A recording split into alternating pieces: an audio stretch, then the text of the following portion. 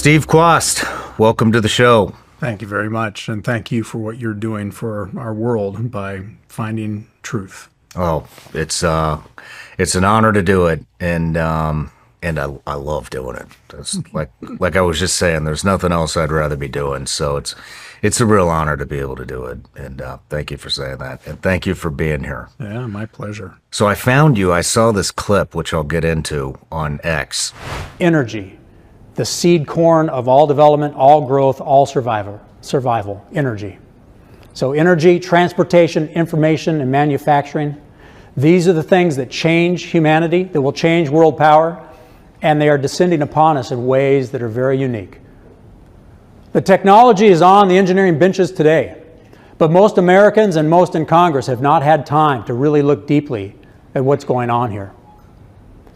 But I've had the benefit of 33 years of studying and becoming friends with these engineers and these scientists. This technology can be built today with technology that is not developmental to deliver any human being from any place on planet Earth to any other place in less than an hour. To deliver Wi-Fi from space, where you never need a cell tower to connect. To deliver energy from space, where you never have to plug your phone in and it trickle charges, and you can use that energy over time. It can be applied to cars, to houses.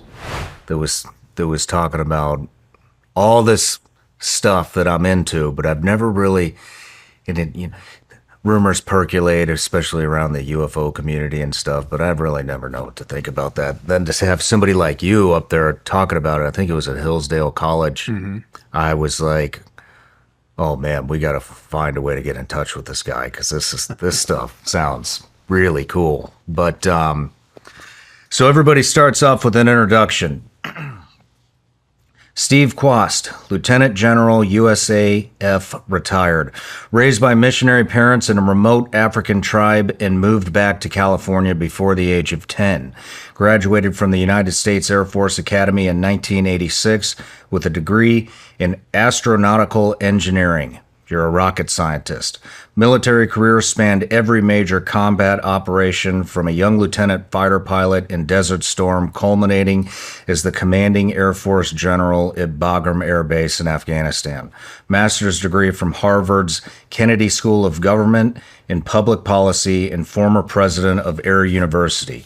President of the #1 startup company in America in 2022, Genesis Systems, co-founder and CEO of SpaceBilt, a company pioneering future sustainability, space construction, and economic development. Husband to Joni, father of 2. It's my understanding you're a grandfather too. Yes. And most importantly, you're a Christian. Yes. But so yeah, I saw this lecture you were given at Hillsdale College. It was just a small clip, but you were talking about being able to transport and I'm going to roll the clip right now. Okay. But it sounded like you said that you could transport, we have the technology to be able to transport anybody from one point on Earth to another point in less than an hour. Correct. And you'd also spoke about beaming energy down to our devices to charge. And I've been digging into the energy space, and it doesn't seem like a lot has developed since, like, we had that boom after World War II, and then innovators didn't stop, but it seems like government is stopped. Yeah. And so I want to talk about all these things, but first, let's talk. Well, actually, hold on. Sorry. I got a present for you. I'm so excited. Everybody gets one. Thank you. Vigilance Elite Gummy Bears. Been looking forward to it. Legal in all 50 states. Made here in the U.S. Thank you. And, man, I got way ahead of myself there. But I have a Patreon account. It's a community. It's a subscription service. And we've built it into a community. And they've been here with me since the very beginning. Nice. And supported the build out in my attic when we started the show in my attic, and then we moved here, and now we're moving to a new studio, and these guys have just supported me tremendously throughout the way. And Nice. so one of the things I do is I offer them the opportunity to ask each and every guest a question. Well, good. So this is from Blake Horn.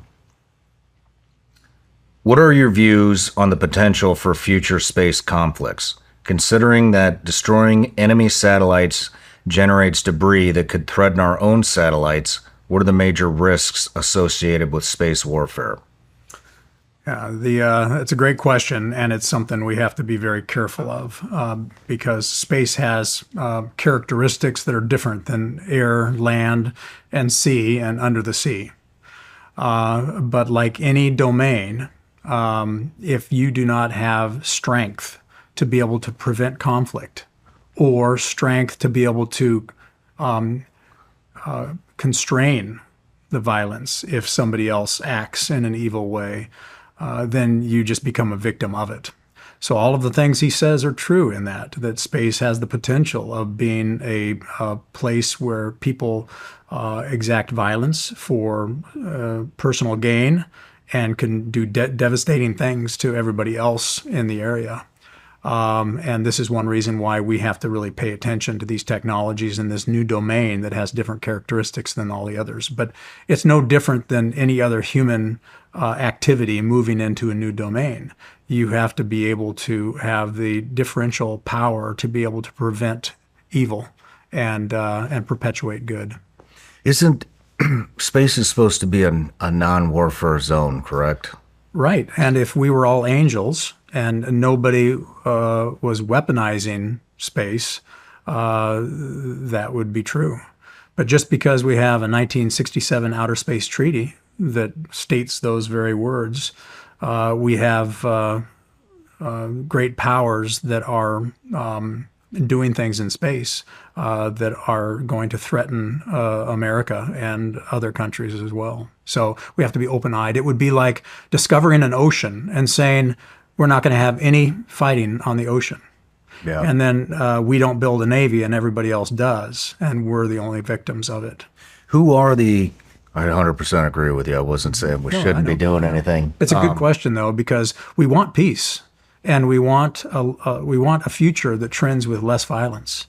But the way to do that is not to ignore a new domain and new technologies. The way to do that is to usher in peace through strength. That is consistent with human nature and history and culture. Who are the major players in space other than the U.S.? Right. Well, like all new technologies, it is those countries that have the resources and the will to develop capability. So every country that is paying attention to these trends of technology and change are investing in space. If they don't have the money or the will, they aren't, but those are very few and far between. But as I talk to leaders in countries around the world, they understand the power of space. It would be like a country not having an air force and everybody else does, or not having a navy, or not having an army. It doesn't mean these things are built to perpetuate wars. We want them to be there to prevent wars.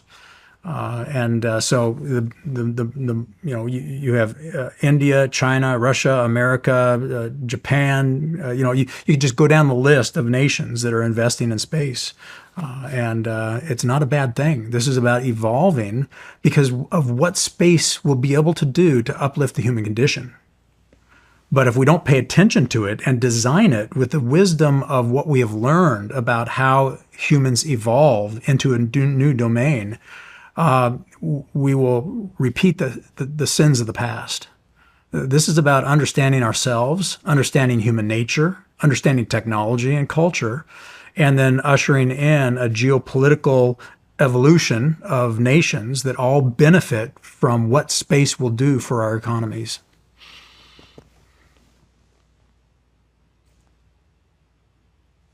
Who should we be watching out for? Well, and you mentioned Japan, Russia. I'm sure China's involved. Yeah. Is there any other? Well, I would reframe the question and say that we need to pay attention to the technologies that are being developed and what they could do. because every technology can be used for good or for bad. And you need to be able to play in that environment if somebody were to do something bad. You know, one of the simple statements of somebody in my position as a national security professional is be prepared for the unexpected. So as I watch, for example, another country developing solar power from space, which is the technology of capturing the sun's intense energy in space, where there's no night and day, there's no weather to get in the way of the sun, and then transforming that into a radio wave and beaming it to Earth to be able to turn it back into electricity on the Earth, which is one of the things I talked about in that Hillsdale speech. That can be used for peaceful purposes. I mean, that can be used to immediately send electricity to the tribe I grew up in Africa that has no power plant, no power lines, nothing, because the topography is so aggressive. You know, it's the transportation modalities are so insufficient that it's nobody would have the affordable business case to build them the electricity they need. But one satellite could deliver electricity to that spot and 1,000 other spots. And so, but if, let's say if one of our competitors develops that infrastructure in space and they use that to uplift the human condition by providing electricity to people who don't have it, in a millisecond, they could turn it into a directed energy weapon to destroy the people at that location. So, so let me give an analogy of air power. If you read the literature after 1903, when the Wright brothers invented the airplane, it was like our Federalist Papers, where there were some good arguments about the fact that it is immoral to develop an airplane because you could drop a bomb on somebody's head. And others saying it is moral to develop an airplane because you can transport a sick person to the hospital and save their life. And back and forth. Just like the Federalist Papers argued, should America have a Navy or not have a Navy? And it wasn't a no-brainer. It was a real argument that a Navy's too expensive. Why would we spend money on a Navy? Wow. Well, because your survival depends on it. If somebody who is not your friend decides to use it as a weapon against you. So this goes back to why I have found what I consider to be the most brilliant engineer that many of us in the military have been watching for decades, and I joined him to start this company, SpaceBilt. It's an infrastructure and a logistics company, because the nation that dominates space will be like those small nations back in the day, like Spain, Portugal, or England. All they had to do is invest in a dominant technology of shipbuilding and deep sea navigation, and they dominated the global economy. Dominated for a hell of a long time. Space is going to be the same way. So when you ask me, which countries do you look at? It's not about the country or even how much money they have. It's about how they develop the technology. Okay. So a country as small as New Zealand, which is a very aggressive space country. I mean, Rocket Lab started out of New Zealand, and they could dominate the global economy. What is Rocket Lab? Rocket Lab is a company that was started in New Zealand. It's now, its American headquarters is in Long Beach, California, and they build rockets to go to space, like Elon Musk does, reusable rockets. So it's an example, though, of the fact that you don't have to be a big country. You have to have the right idea. Okay. Before we really want to dive into the technologies, but why his innovation slowed so much in the U.S.? I mean, and when I say that, it's just trick. I don't even know how to say it, because we have innovators like yourself, like Palmer Luckey, like Alexander Wang, like Elon Musk, like Grant Verstanding, Joe Lonsdale. I mean, all these guys are developing this just fascinating tech but I don't know how much of it's actually being implemented, and it just seems like there's so much red tape. I mean, look at our power grid, for example. seems to be extremely fragile, very vulnerable to cyber attacks. China develops, it manufactures, I don't even know how much of our power grid, and we're still stuck on. Why aren't we moving to nuclear? Yeah. Or then you're talking about beaming energy in from space.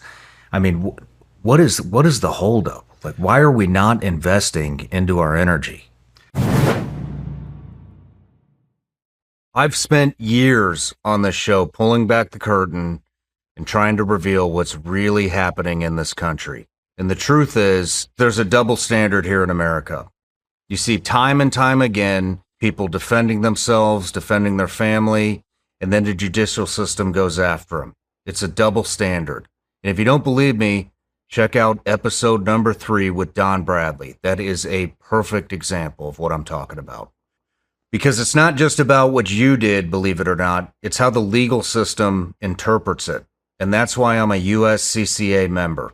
The USCCA has over 860,000 members because they know the reality is, after you stop the threat, the real fight begins. Your membership gives you the education, elite training, and self-defense liability insurance you need for the second fight, the legal one. Plus, every member also gets access to a 24/7 critical response team and attorney network in the event of a self-defense incident. Violent crime happens too often in America. This isn't about living in fear. This is about being prepared when things go sideways. You don't get to schedule danger, and with the world changing so fast, you have to do what you can to protect your family. Check out the USCCA's risk-free membership at uscca.com/SRS. That's uscca.com/SRS. Protect more than just your life. Protect your future. Go right now to uscca.com/SRS. As a parent, it's tempting to put your kids' financial needs ahead of your own, but an often overlooked act of generosity is making sure they're protected in case something truly unexpected happens. That's where Fabric by Gerber Life and a term life insurance policy for you comes in. Fabric by Gerber Life is term life insurance you can get done today, made for busy parents like you, all online and on your schedule. You could be covered in under 10 minutes with no health exam required. Fabric has flexible, high-quality policies that fit your family and your budget, like $1 million in coverage for less than $1 a day. You've heard me talk about Fabric for a while now because I know the importance of helping to protect my family's future with life insurance. It's my top priority. Join the thousands of parents who trust Fabric to help protect their family. Apply today in just minutes at meetfabric.com/Shawn. That's meetfabric.com/Shawn. meetfabric.com/Shawn. Policies issued by Western Southern Life Assurance Company, not available in certain states. Prices subject to underwriting and health questions. It's a great question, and it goes to a deeper conversation that would be fun to unpack even in our time together today. And it's rooted in human nature. But I suppose the most iconic description of why was from President Eisenhower as he was leaving office, where he said, "Beware of the military-industrial complex." Now, in his private conversations, the Congress was a part of that, and so the military-industrial congressional complex, and it's human. I say it's rooted in human nature because very good people can have good intentions, and I'll describe it like this: we have a problem, and so as a nation, and we need airplanes, so we build an airplane, and it's the solution, okay? And then everybody celebrates that solution. And then there are companies that build that solution in every state. And they have congressional caucuses that support that solution. And then they have lobbyists that those companies hire to be in the halls of Congress, whispering in the ears of the politicians that this is the only way, this is the way you go forward. Incrementally innovate in this solution, And so let's say there's a new technology that makes the way we're building an airplane irrelevant. But it gets no oxygen because the lobbyists will whisper that's dangerous. Elon Musk has encountered this in spades. When he first started this idea of reusable rockets, people were laughing him off the stage. Gwynne Shotwell was laughed off the stage in Asia in some of her early speeches about what they were going to do. As you guys are Buck Rogers, you're in fantasy land. This is not real, and this is just a Ponzi scheme of trying to take people's money and waste it. Until he proved it, but it took a lot of money to break through. And part of the reason is because there were a lot of people getting very rich at building a rocket to go to space and then burning that rocket up and having to build a whole new rocket. So the analogy would be for all of us, imagine buying a car on your favorite car on the lot and driving it until it runs out of gas. And then you have to burn it to the ground and you have to go buy a new car to get back home. That is the economic model we were using to go to space. And all it took is one innovator. But the amount of, I can remember in the military as we were supporting him, we were supporting Elon Musk because this was going to be transformational to the next step of building infrastructure in space to support American interests as this new domain was evolving. In other words, peace through strength. I would, the leaders of the Air Force and of Congress would come to me and say, Steve, see, you're wrong. Elon Musk blew up a rocket, and he's a fool, and we're not going to give him any money. But they were listening to lobbyists saying, Elon Musk is a risk. You need us to build your rockets. And the only way to do this safely is to build it, launch it, and then let it burn up in the atmosphere. And that's the trap of mindset. That's the trap of being stuck in an intellectual rut of how you've done things in the past and not being able to leap to something new because it succeeded for you in the past. So why change? If it's not broken, don't fix it. It goes back to another saying, everybody loves innovation as long as it's been done before. Man, so this is why we're stuck. But there's another side of it that's a little darker. And this gets back to what you do. What you do is you are trying to find truth. And we are living in an age where we are moving from an industrial age to a networked age. And we're like teenagers and we don't have the tools to know what truth is. Look at the AI. Look at the lies in the narrative. Then we get social media that's like, oh, great. Now we can triangulate truth. We don't have to rely on just one news broadcast and believe the TV. Because we found the TV is lying to us. But now those that understand that information is the most powerful weapon in the human race, that the most lethal weapon is right between your ears. And if I can influence what's going on between your ears in what you see is true and what reality is, I can shape that so that you act in my best interest, not in your best interest. And so, part of what happens here is our government tells us stories about what is true, who's the bad guy, who's the good guy. Here's why your tax money needs to go to this. Here's why we need to, have inflation.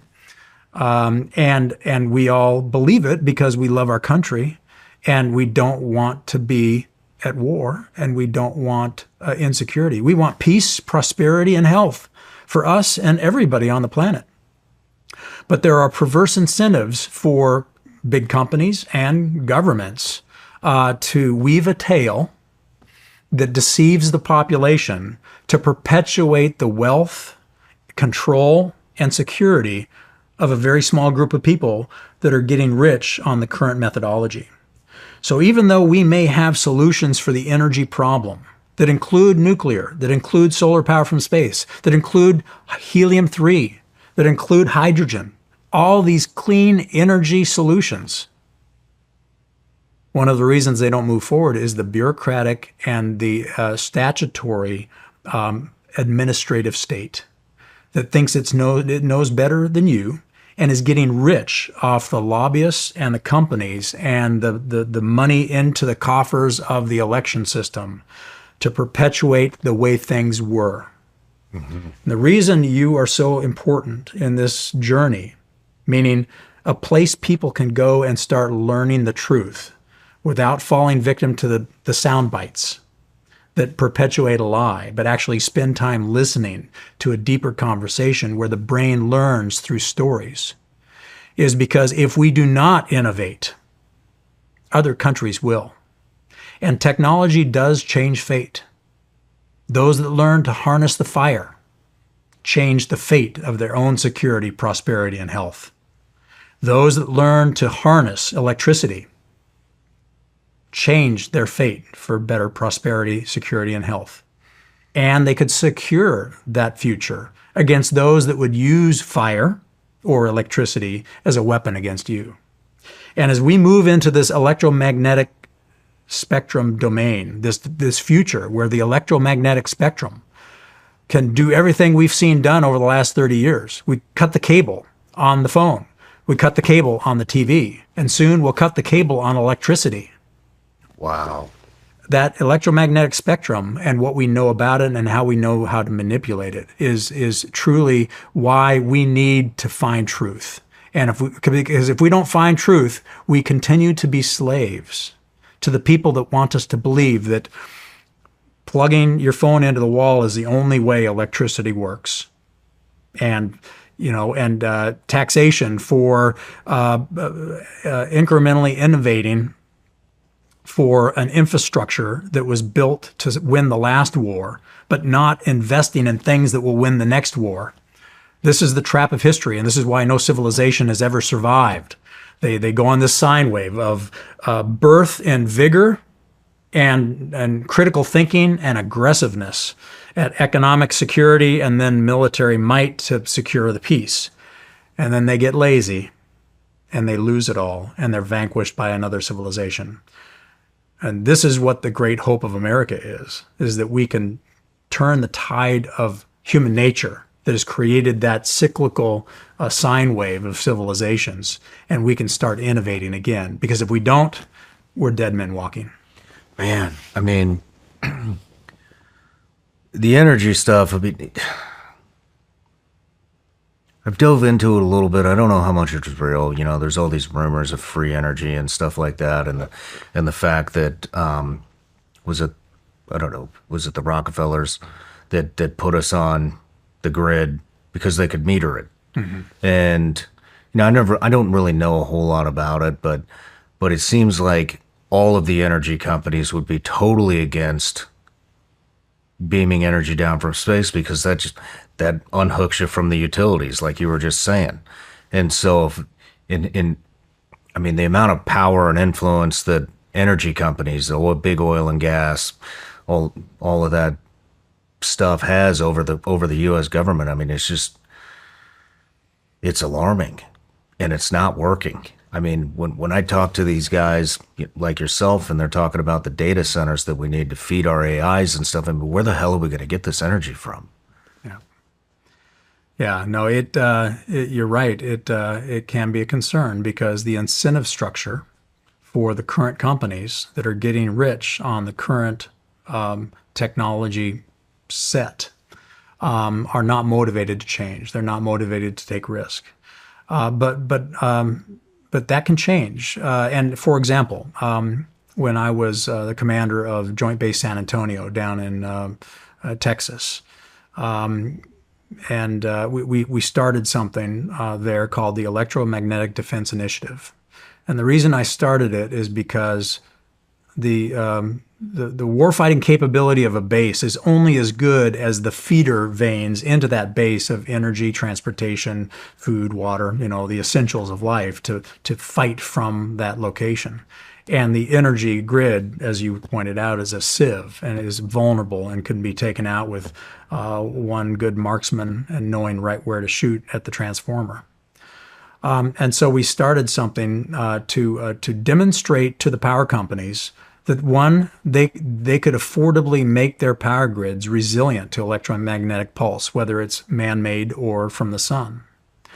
But I also talked to them about what we were doing with the Air Force Research Lab and the X-37 to demonstrate this ability to take the sun's energy in space, convert it to radio waves, beam it down to Earth, and then convert it back into electricity at the point of the rectenna that receives it. Just like you receive broadband from Elon Musk's Starlink, and now you have broadband anywhere on your camper in the middle of the Hindu Kush or the Colorado Rockies. The same is true with electricity. Wow. And they actually like the idea. The CEO level is like, that's great. Saudi Arabia, that is, the oil is eventually not going to be there. What do they invest in? Solar power from space could be one of them. Nuclear could be one of them. India, the last leadership team of India was about ready to go full bore into solar power from space. So it's not that they aren't willing to see the business case. And if they can see the business case, they'll start maneuvering so that they are going to where the money will be, not where the money was or the money is. But we also have the fact that many of these CEOs will say, well, until the government gives me a contract to do this for the country, I'm getting rich in the current method and we're not going to take a lot of business risk. It's a two-edged sword. You need visionary leaders in these companies to also be willing to move forward incrementally to make our power grid resilient now so it's not so vulnerable, because we're all victims of vulnerability on the electricity. If we don't have it, chaos breaks out. And to start carving a path to new markets and new technologies to deliver things with greater capability at lower cost. And this is, again, going back to space, why space is so important. If you don't have companies like SpaceBilt, the one that I started with Dennis Wingo, as the key brain that knows how to build space technology for this infrastructure and the capability to build in space that doesn't just run out of gas and become space junk, but is a perpetual business case of construction and logistics in space. The reason we're doing this is because this helps usher in. If you have leaders that are innovative and that understand the tapestry of politics, of lobbyists, and you can navigate a company like Elon Musk did, and now you can have satellites at a fraction of the cost. You can reduce the cost of satellites 10x, and they're reusable. Just like Elon Musk made the cost of launch reduce 10x, and they're reusable. It's like aviation to space. This is how you break through, and it's generally in America, it's the private sector. This is how we can do it, and this is how you can start convincing companies, the big electric companies, to start moving into the future using all of these other, and space will bring us helium-3 energy. What is helium-3 energy? Yeah, so helium-3 is an element that doesn't get to Earth very much because our atmosphere and our gravitational field prevent it from landing on the Earth. So an ounce of helium-3 on the Earth is very, very expensive, and the business case doesn't really close. But on the moon or on the asteroids, there's a ton of helium-3. And so to give you an example of what it means, if we were to mine the moon for helium-3, we could, at the current level of electricity use in America, or not in America, in the globe, we could power the energy needs of the human race for thousands of years based on the helium-3 that's on the moon right now. And so the twist there is China is there on the moon, on the far side of the moon. We don't know what they're doing because we don't have infrastructure up there to even see what's going on. But we do know they're mining helium-3. And so we legitimately don't know what China is doing on the other side of the moon? No, we don't.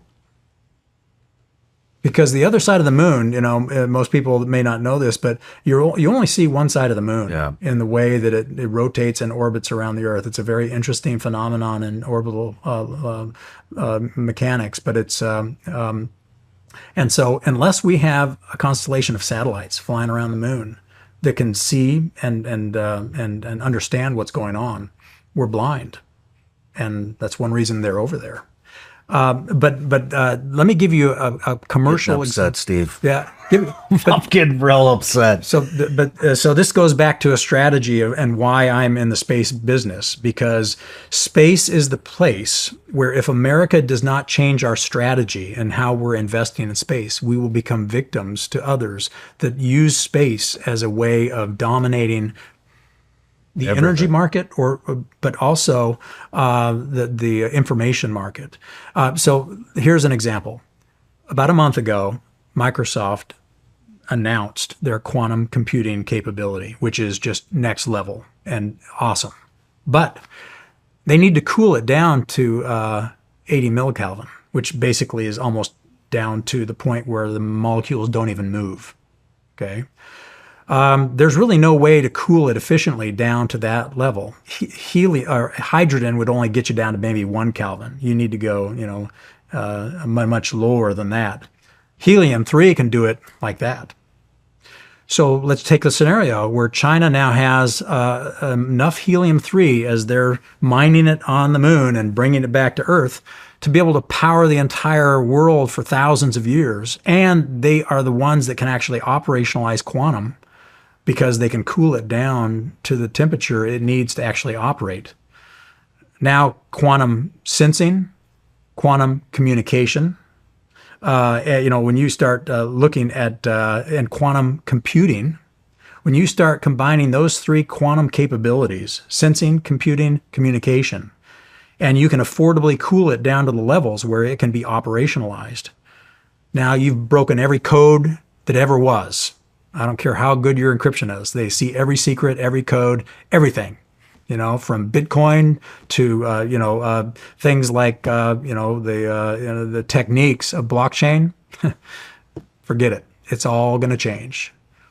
And so there's an example of why not being in space with logistics and infrastructure to be able to move, to see, and to operate can make you vulnerable. How long has China been on the far side of the moon? Well, it's been quite a while. You can look back. It's been at least 2 years. The problem here is in my view, it is that we do not have a sense of how dramatically things will change with these technologies that are in space. We build better satellites than anybody on the planet. Okay, we build better fighters, tanks, ships, submarines. We build really cool stuff, better than anybody else in the world in many cases. There are exceptions, of course. But what beats good technology is a superior strategy. So China may not, they may be a fast follower where they look a lot like our F-22 in their fighters. They look a lot like Elon Musk's, rocket ships. They may be a fast follower, but they aren't interested in making better technology. They are building a strategy of logistics and infrastructure in space that will change the game for the energy and information market on Earth. And we are on a strategy that builds better satellites to do the same things we've done before. And there are efforts to do these other things, but it's not fueled by the kind of money to operationalize it and really compete. This is why, strategy eats technology for lunch. Man, this is really alarming. I mean, who knows what they're doing over there? We know they're mining. Okay, we know they're bringing back because we can see what they're bringing back, and this is all open source. We can, in open source, you can see some of the things that China's doing, and so we have evidence of some of the things they're doing, but we don't know the extent, and that's part of the problem. And this goes back to why truth and information is the most important element. Because, it's back to Sun Tzu and the art of war. Know thy enemy, know thyself. And if you are deceived in your own arrogance and your own dominance of the past, that what you did in the past is sufficient to win in the future, eventually you're going to be a dead man.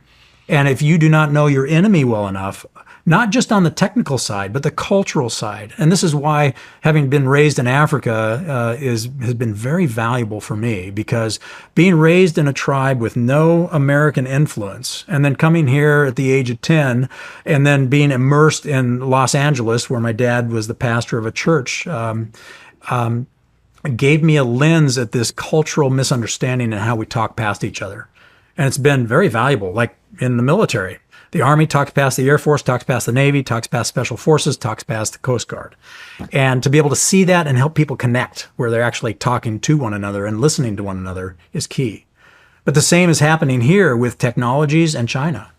We, as an American society, tend to just believe our own press and think that our way of thinking is dominant. And it has worked. But if we don't understand China's cultural mindset, we could end up being a victim to it. Now, it's really important here to state two facts. One, the Chinese people are beautiful. The Russian people are beautiful. People in every culture are just beautiful people. But whenever you are under a governance rule set that steals away freedom, steals away freedom of choice, which is something I believe has been planted in the hearts of every human being, and the Bible tells us, and God is clear, free choice, free will. This is how we know whether you're good or bad. If you have no freedom, I don't know if your heart is good or is bad, because you don't make any choices. You're being forced to make choices that, and so when I see systems like communism, socialism, that have a historical precedence rooted in human nature of murdering its own people in order to maintain control and taking away personal freedom. This is why we have to be so careful, and why what you're doing is at the core of our survival as a nation. Because free will is predicated on understanding truth. You got to know what's going on in your strategic environment, or again, you're not free. You're making a decision that has been shaped in your brain by somebody that's trying to get you to do something in their interest. And you're actually doing something counter to your own self-interest. So in order to understand what China is doing, what Russia is doing, and what is going on in the world, we have to be able to understand truth. And truth has been morphed and mutated. In fact, the information domain is now a battle space. We used to believe the TV. And when we found out the TV was lying to us and our government was lying to us, then social media and this new technology came about, and we're like, oh, starting to rush there. How do I triangulate truth here? And now we see that liars and storytellers that are trying to get us to believe something that is not true have infiltrated the social media and even the podcast world. So I say we're like teenagers in this information age, and we still don't have the tools to triangulate truth quickly enough to be able to not make mistakes and drive ourselves off our own cliff. And so our society is in a very vulnerable place right now, where we're trying to hunt, and this is why you're so valuable, because you are taking the time to talk to multiple people to understand where the truth lies. And it's incredibly important. Thank you. I can't get my mind off of China being on the other side of the moon for years, and we have not sent anything up there. I mean, how does that just slide past a president's desk? Hey, we got China over here, our biggest adversary, biggest potential adversary. We might want to take a look at this. Well, this president, President Trump, understands this. He does. He does. Well, that's good. And in fact, he understood it in his first term, and this is why he was willing to put up with the ridicule, sarcasm, and humiliation that came with saying we are going to create a space force. That space force, when we look back 300 years from now, the legislation that President Trump championed to get a space force written into law will be the wedge in history that protects America. Without that, now, even though the last 4 years, the government, the executive branch, has not allowed the Space Force to build what it needs to protect us. So they kind of went into idle as soon as President Trump came into office. He's going to put that into full afterburner. And we're going to start seeing what the country really needs. And it goes back to, again, what great warriors of the past have done. And what I'll say is great warriors of the past are peacemakers. President Trump is a peacemaker. When he rebuilds the military, it is not for the purpose of warfare. It is the purpose of peace through strength. Because if you don't have the credibility and the will to use force against somebody evil that is trying to kill human nature, kill freedom, and this innate God-given important gift of free will, then people will just walk all over you. Yeah. You have to be unapologetic. And so what you're going to see now is you're going to see America start developing something that's really important. So I'll go back to Alexander the Great. One of the quotes that's most attributed to him, but it actually goes back even further, is in the art of war, amateurs talk about weapons and tactics. So planes, ships, tanks, submarines, satellites. Professionals talk about logistics. Because warfare is not about shock and awe. It's not about a decisive battle. That is inconsistent with human nature and culture. Ushering in a peaceful future is about an economic journey where you can outlast your adversary at trying to do something bad. And you strike the fear of God into them that if they do something bad, you're going to hold them accountable. It is an economic thing. National security is downstream from economics. And economics is downstream from our values. And values are downstream from our beliefs and our worldview. And we are moral creatures, okay? God made us as moral creatures. So if you have a governance system like communism that does not believe in a God, it will eventually crumble as it tries to control people. But our Constitution is so unique in history. And this is why I'm so excited about being alive at this time and why we should be so happy to be able to usher in a more prosperous, healthy, and secure future where all people on the planet have a chance to live free and with free will. Because we have a Constitution rooted in a worldview that there is a God.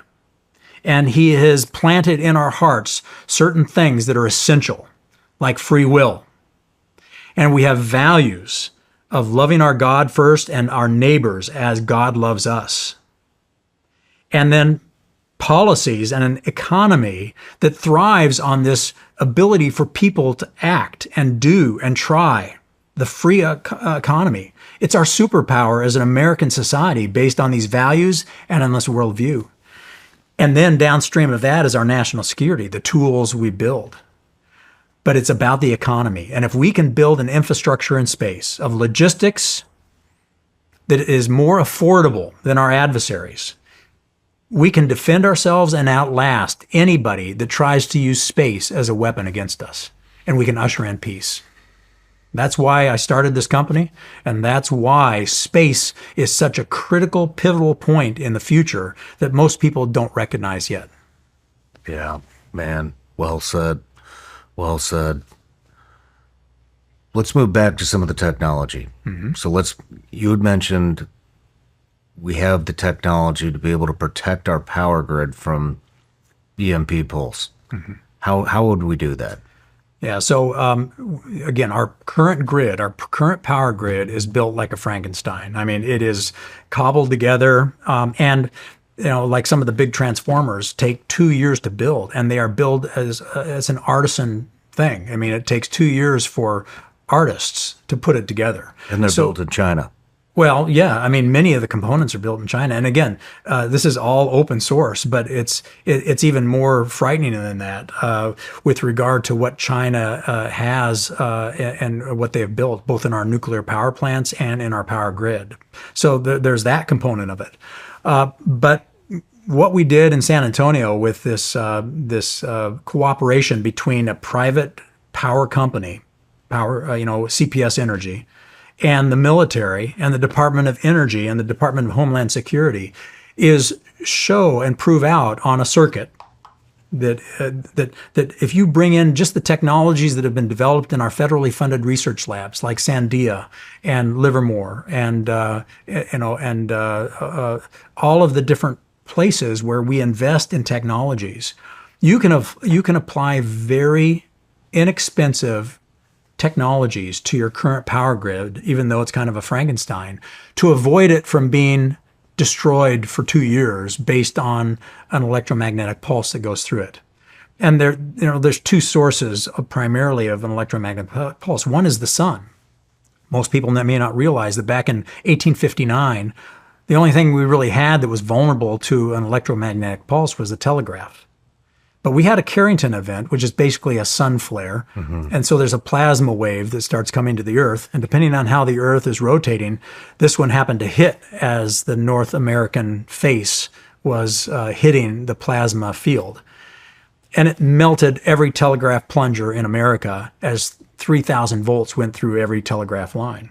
And so in some of our museums, we have those melted telegraph plungers that reveal how catastrophic it was. And that telegraph plunger system was 100 times more resilient than some of the SCADA systems we have now in our cars and in our electrical grid.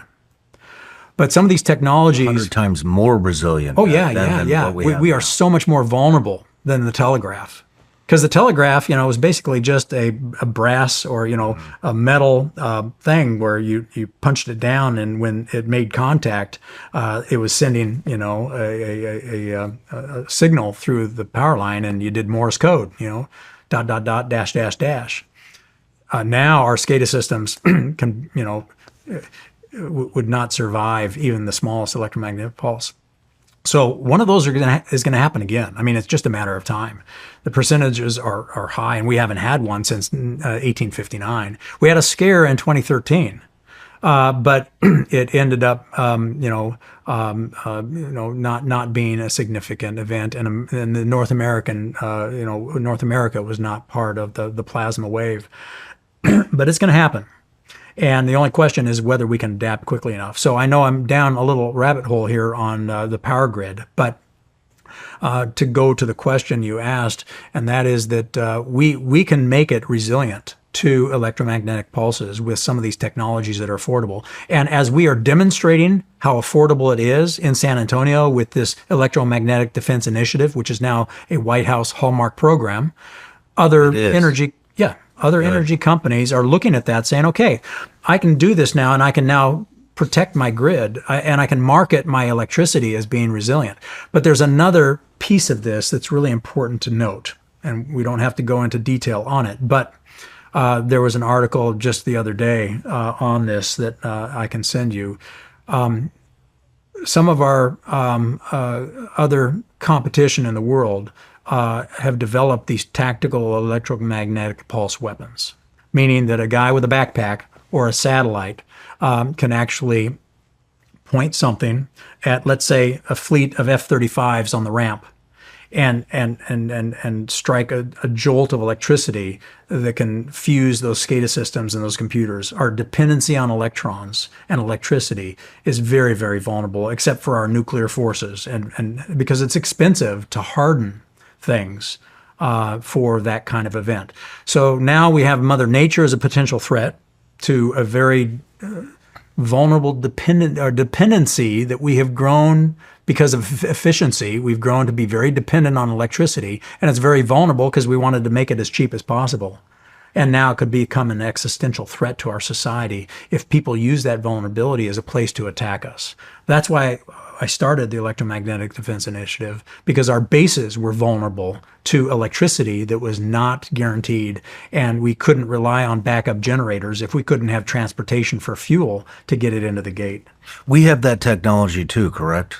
Those mini, are you familiar with Epirus? Yes. Is that what you're talking about? Well, something yeah. like that? So there's no question that we are investigating these things, But here's one of the things that gets in the way. We overclassify everything. I mean, in the bureaucracy of our government, a 22-year-old kid that's brand new to the military as a lieutenant can classify something top secret, and then it takes an act of Congress to get it back down to where it needs to be. So we are so overclassified and compartmentalized that the left hand doesn't know what the right hand is talking about. And so oftentimes what will happen is Congress will ask this same question as we're talking to Congress about this risk to America. And they'll say, well, I just talked to this, 4-star general, and they told me that they're working on it. And they are. But when you take a look at the money, it's like a little experiment up at the Air Force Research Lab that has, $300,000 when China is spending $1 billion on the very same thing. So the road to operational, the road to commercial, the road to making something that is useful to our economy it requires money, and it takes leadership to innovate. This goes back to your innovation question. Why aren't we innovating on some of these things? Well, some of them require the government to actually put its thumb on the scale, and they aren't putting enough money on the scale to compete with those that see what it could do and are putting a lot of money on the scale. I mean, I don't even, how do you fix this? How do you frame the mindset of Congress, the Senate, whoever's sitting as president, all of his staff? I mean, how do you create that mindset within there? Well, so fucking corrupt. It is, so all you have to do is take a look at what President Trump is saying and what he is doing. You first of all fix it by providing an opportunity for the American people to see what's going on. This truth telling, what is really going on here? Because again, the people have been lied to about all kinds of things. They've been lied to about the history, and many of those lies perpetuate these infinite wars we're in that President Trump is trying to stop by revealing the truth. So it starts by triangulating the truth. And this is why I give you such admiration and respect for the fact that you, in the way you evolved into what you're doing right now, is actually hitting at the root. Because we could build all the technology in the world, but if our people are still lied to about what that technology is going to be used to do, we just perpetuate the problem. All technology can be used for good or evil, but it can only be used for good if the American people know what's going on and they can hold their politicians accountable for the policies and the decisions that are either consistent with our values and our beliefs that I talked about before, where we do not bring harm to other people, we uplift the human condition, we usher in prosperity, peace, and security, not war and violence and instability. And the technologies of our age, I think about it like a flashlight.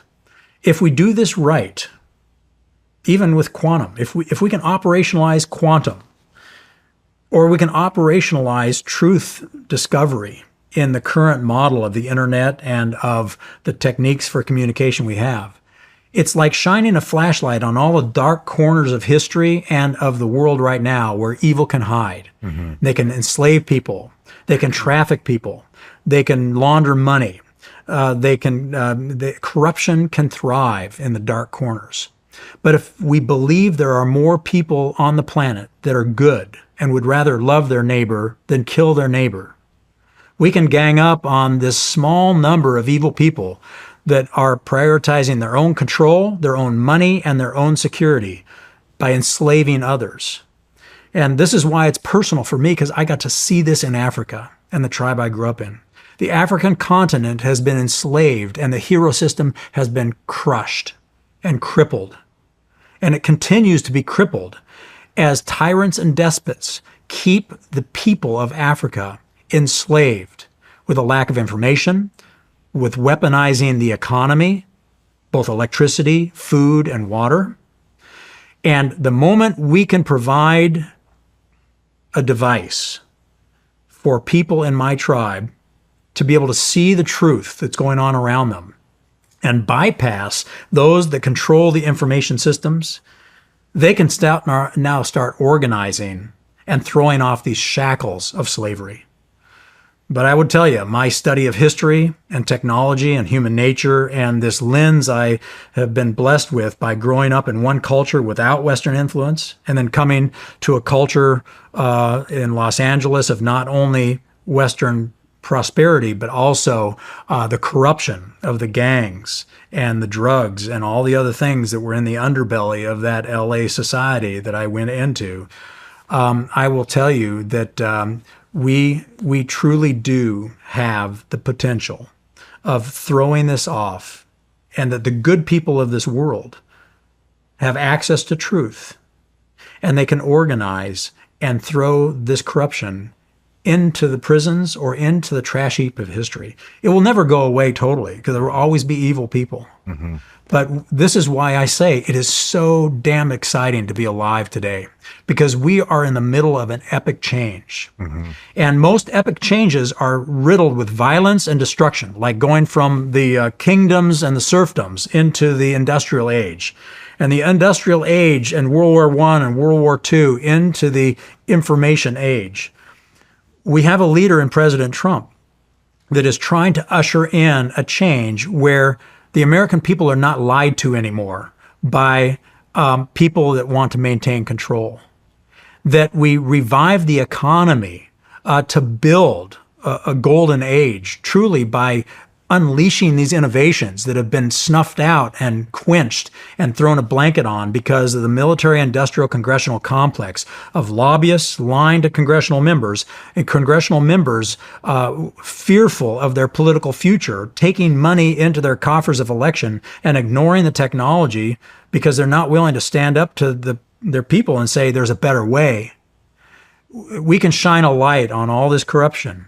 And it's amazing how the spirit of innovation and renewal and revival and even forgiveness can be ushered in with information that's in the pocket of every human being on the planet.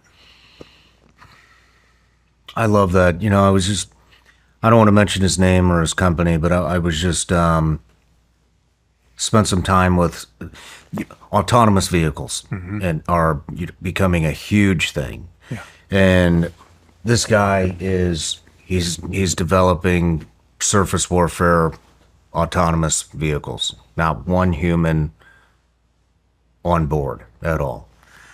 And he is, I mean, I think he's onto something, but he's having trouble switching people's mindset because they're so used to having to have humans on there, and it's not taking the, at first I was kind of against it because I was like, oh, well, this is AI making all our decisions, and like, how does this end up? But through the guys that I've interviewed and the individual that I'm talking about, I mean, it's still going to come down to the human decision point where AI kind of displays, here's the possible courses of action. Here's the probability of us winning. Here's the potential consequences to each thing. And it's all given to you in a matter of hours, maybe less, rather than days, weeks from analysts going through everything. But he was talking to me and telling me that it's been challenging trying to get the government to buy off on these autonomous vehicles, whether it's air, surface warfare, subs, mm-hmm. whoever or whatever. And they want a blended model where they still have humans on board the ships. And he's totally against it. He's like, well, then that creates human error, and they have to be heavier because we need hallways, we need bathrooms, we need chow halls, we need all this other shit on these autonomous warfare vehicles. But if we don't have any humans on board, then we can cut the cost down, make them a lot lighter, which they can carry more fuel, go farther without needing to be refueled. And to me, it just seems like a no-brainer. Like, I realize this reshapes our entire military, from the Army to the Air Force to the Navy. Everything gets reshaped, and in the need for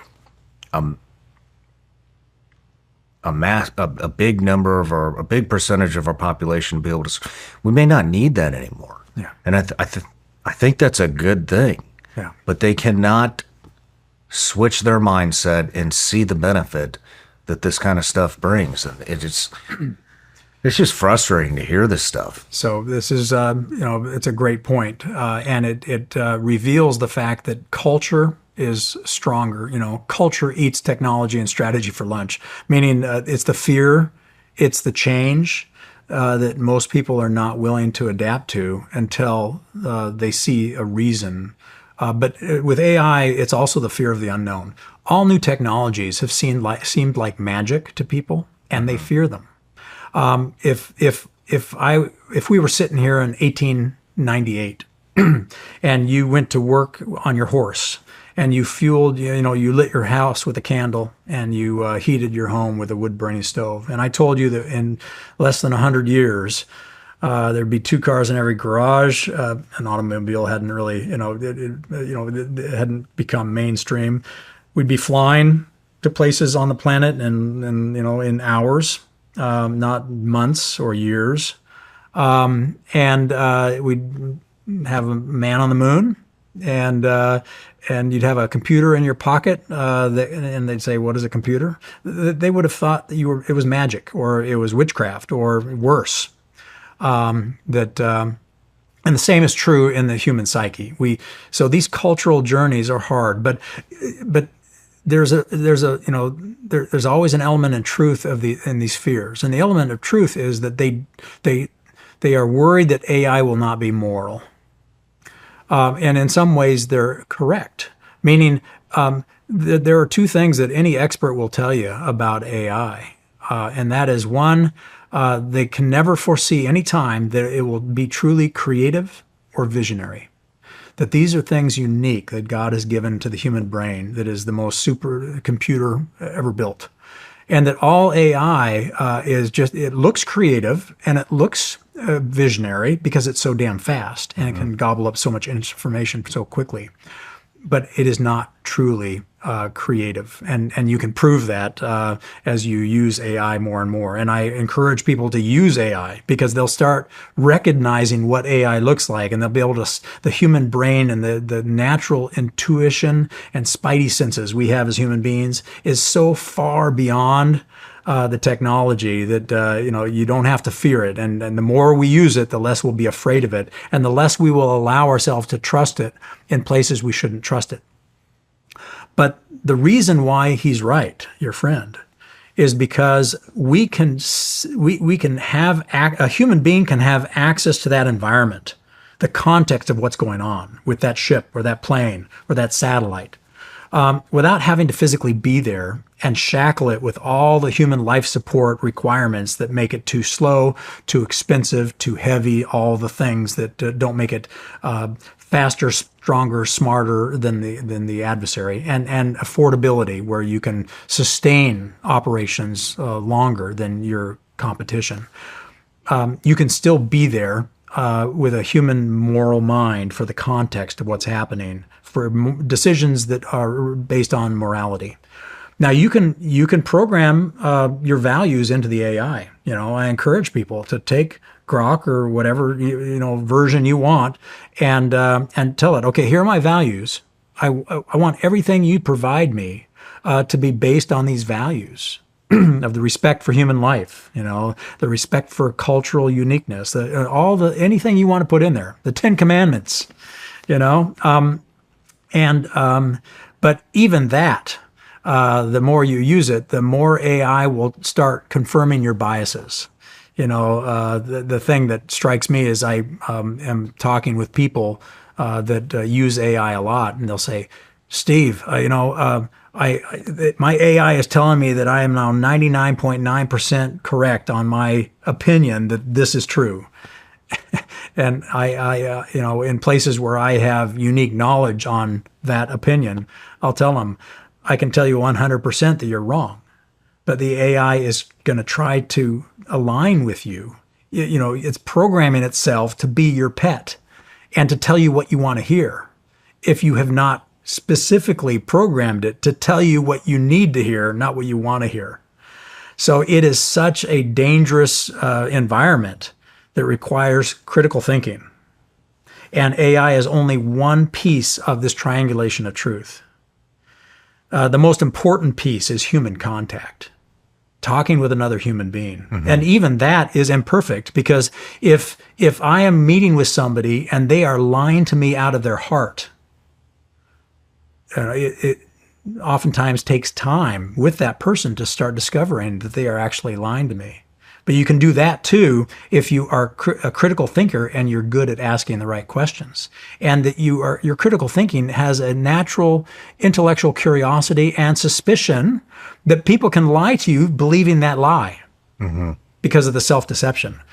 So this gets back to the other qualities of character that are essential as we are in this epic change of an industrial age to a networked age, where space is going to be the dominant environment. It will be an economy bigger than air, land, and sea combined. And we can get to why I believe that will be true in a moment. But it comes down to affordability and infrastructure and a networked effect. But it is essential for us to force the physical contact with people of conversation. This is why your podcast is so important, because a snippet or even a clip from the Hillsdale speech is not enough to really talk about these technologies, what they mean, like getting anywhere on the planet in less than an hour. I want to tell you why that happens, how that happens, because it will demystify it.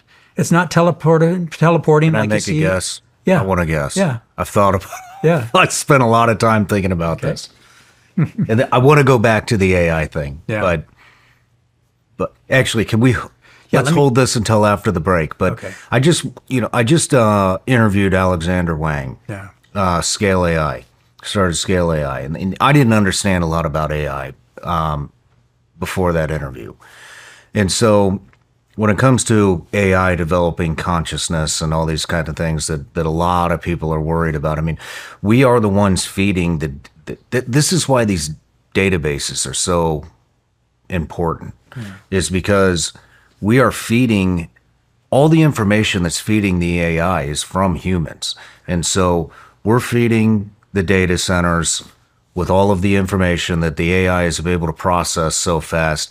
And basically it's speeding up our decision-making process. And so it's like I had mentioned before, instead of waiting days, weeks, maybe a month to make a decision, I mean, all of the data that goes into the decision-making is done damn near immediately. And so now I think the fear is, with these AI wars, we talked a lot about AI wars and how many AIs China has versus how many AIs the US has, and those AIs go to war.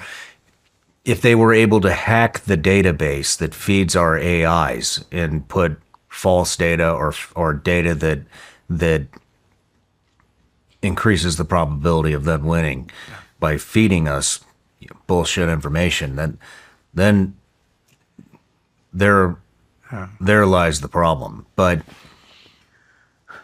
But Steve, let's take a quick break. Okay. When we come back, I have my own theory on how this works, and I want to see if I'm correct. That sounds good. Perfect. And then we can talk about why the AI conversation is also going back to the root of triangulating truth and how we as human beings keep our hand on the Bible of truth.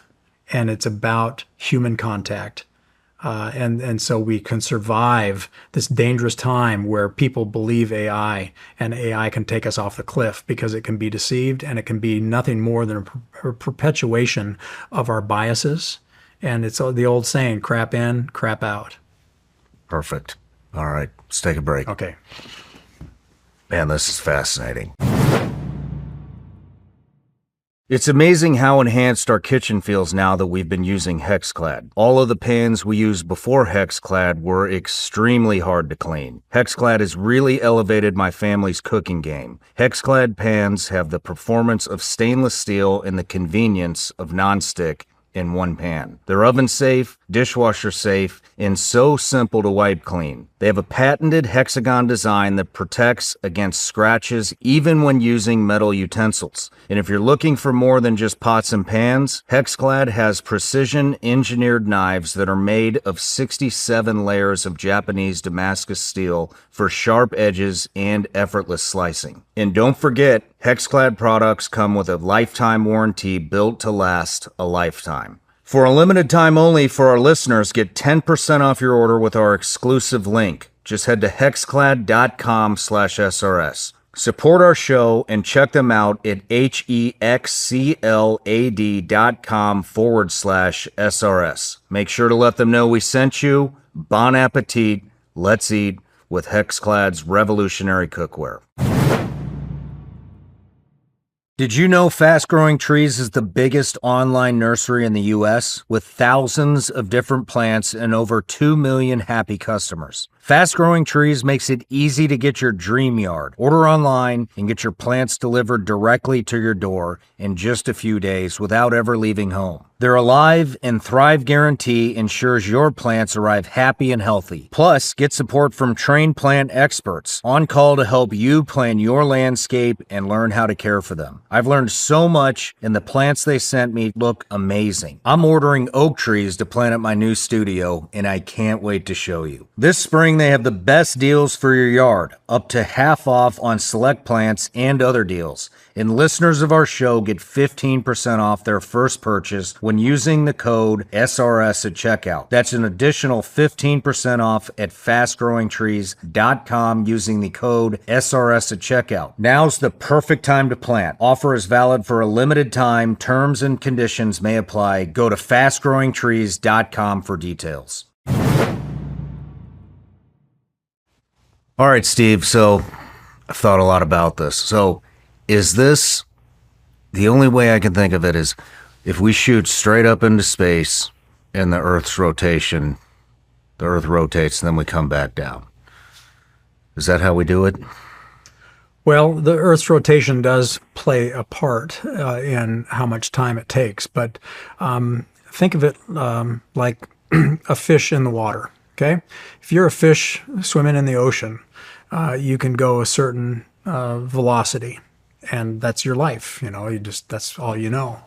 But if you could elevate into the air and go, you would be like, this is impossible. How quickly I can move. Okay, the air is also a medium like the water. It's just less dense, but those air molecules are real. We just can't see them. And when you get up into the edge of space, the higher you go, the fewer molecules. So imagine the globe and imagine getting into a rocket ship and going up. You don't even have to go all the way to space. You go up a certain altitude and there are so few molecules of air that now as you turn and start going around the Earth, you can move at Mach 20, you know, at speeds that are, you can't even fathom if you're a fish in the water. Because there are no molecules of air to create the heat or slow you down, the friction that slows you down, because the water is friction, the air is friction. We know that as reentry, you know, and the heat shields from spacecraft coming back into the Earth's atmosphere. And so this has been demonstrated. We did this in the early 90s as President Reagan was developing Star Wars technology. We proved this out back then, and it's one of the foundations of why Elon Musk, he knew that reusability was actually something you could do, and he was going to commercialize it. We demonstrated, and so what happens is, let's go, you know, from here, where we're at in Nashville, to Singapore, okay? It only takes about 6 or 7 minutes to get up to the place where there's almost no molecules of air. You turn, and at Mach 20, it only takes you, you know, 10, 15 minutes to get over Singapore. And then you decelerate and come back down in 7 minutes, and you're there in less than an hour. Wow. You can do it, you know, and so it's nothing more than just physics and the reality that we have the technology to have reusable rockets that go up, go across, and come back down. And we've done this. We've done it. Not with humans in the craft, but Elon Musk is going to do this. In fact, it's actually a number of years ago, he put out a video of what his starship will do as a transportation vehicle. One of the fun parts of my job was connecting dots. So I had Gwen Shotwell sit down with the 4-star in charge of Transportation Command for America and talk about this, so that now, you could put 100 tons of people and equipment anywhere on the planet in less than an hour and sustain it with reusable rockets that can go and do that all day long. Think about what that means for the logistics of power projection in America, where if some country is in trouble or somebody is in trouble, you can get massive amounts of stuff to them in reasonable amounts of time. How was that received? How did that conversation go? Well, it goes back to the cultural piece. People will look at something and say, sounds great, but, it's not my job, Let industry build it, and then I'll figure it out. There's a lot of fear in leaders doing things the way that things have always been done.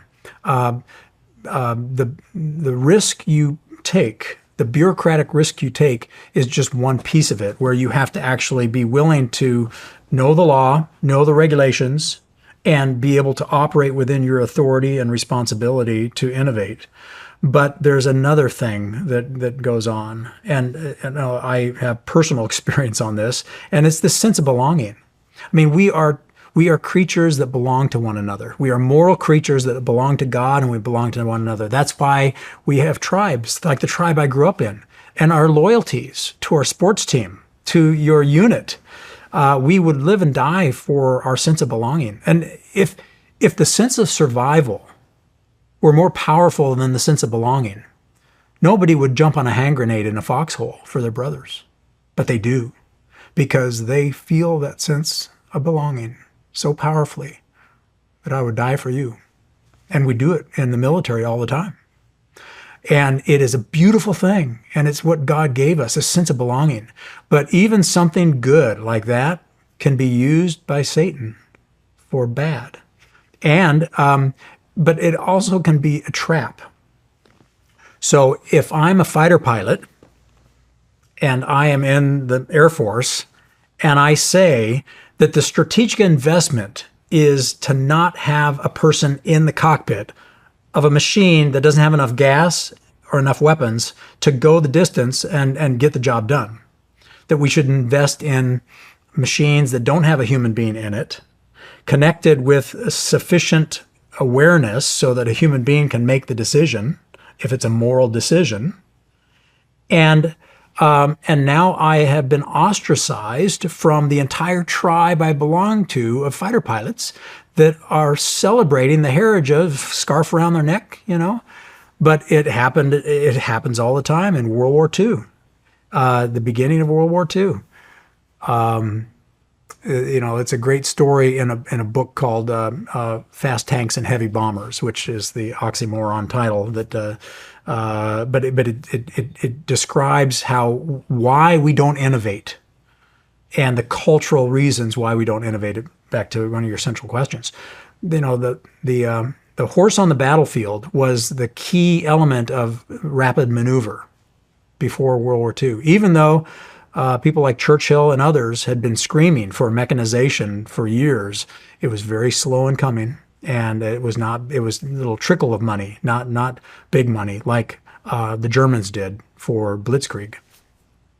And so as they studied, and so every Army officer was required to have equestrian lessons. You had to know how to manage horses and deal with horses in the military, because that was the big thing. And when the question was asked, how are you going to beat the tanks of Blitzkrieg? They did the studies, and one of my favorite studies that shows how hard it is for us to change and how hard it is to give up our tribal allegiances to the way we've always done it, on the horseback as a soldier, or in a cockpit of a fighter aircraft as a fighter pilot, or on the deck of a battleship as a Navy captain.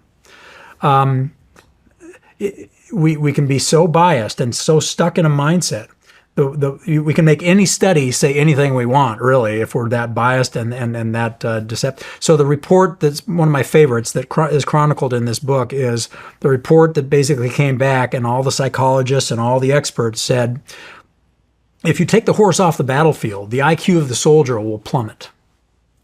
That the horse is essential, and it should be our main strategic effort to beat mechanization.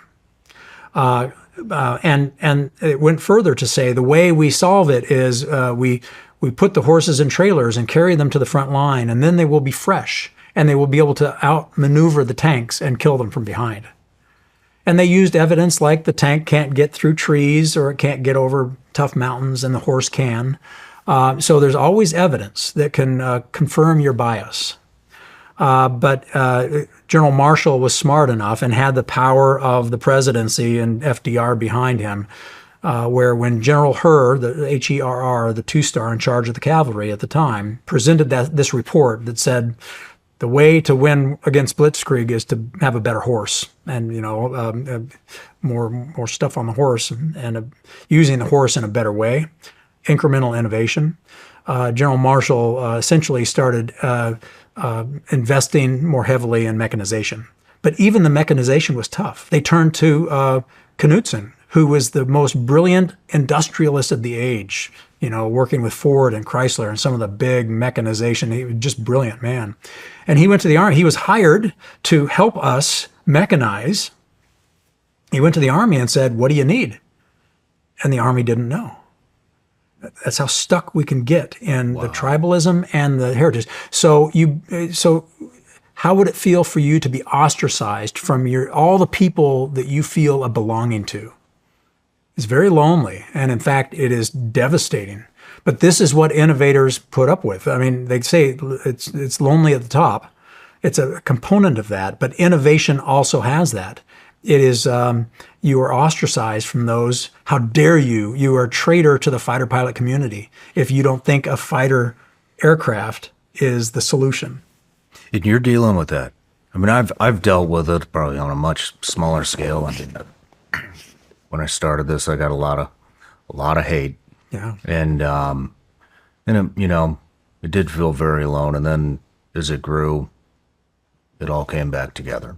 Yeah. But maybe not for the right reasons, but I mean, it's people's wants and desires, and sure, what I can bring them just through the creation of what me and my team built here. But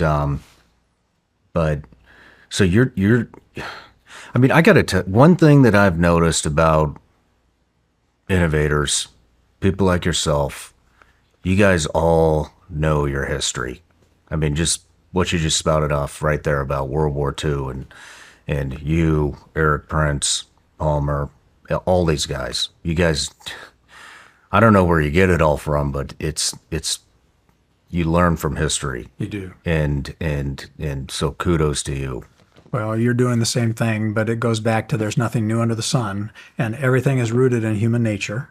So if you understand human nature and culture and history and the lessons that have happened, as long as the history is true, that's another thing you have to work for, you can navigate a better future.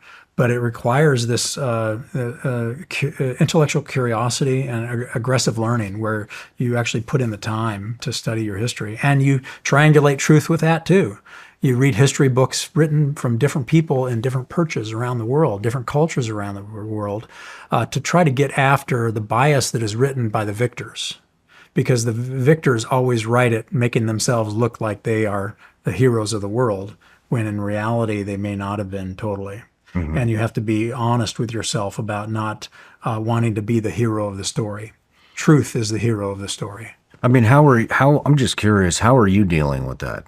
With what we just talked about. I mean, these are some pretty outlandish claims in your speech. I mean, and then I looked into your background and we were like, no, like this guy is 100% legit.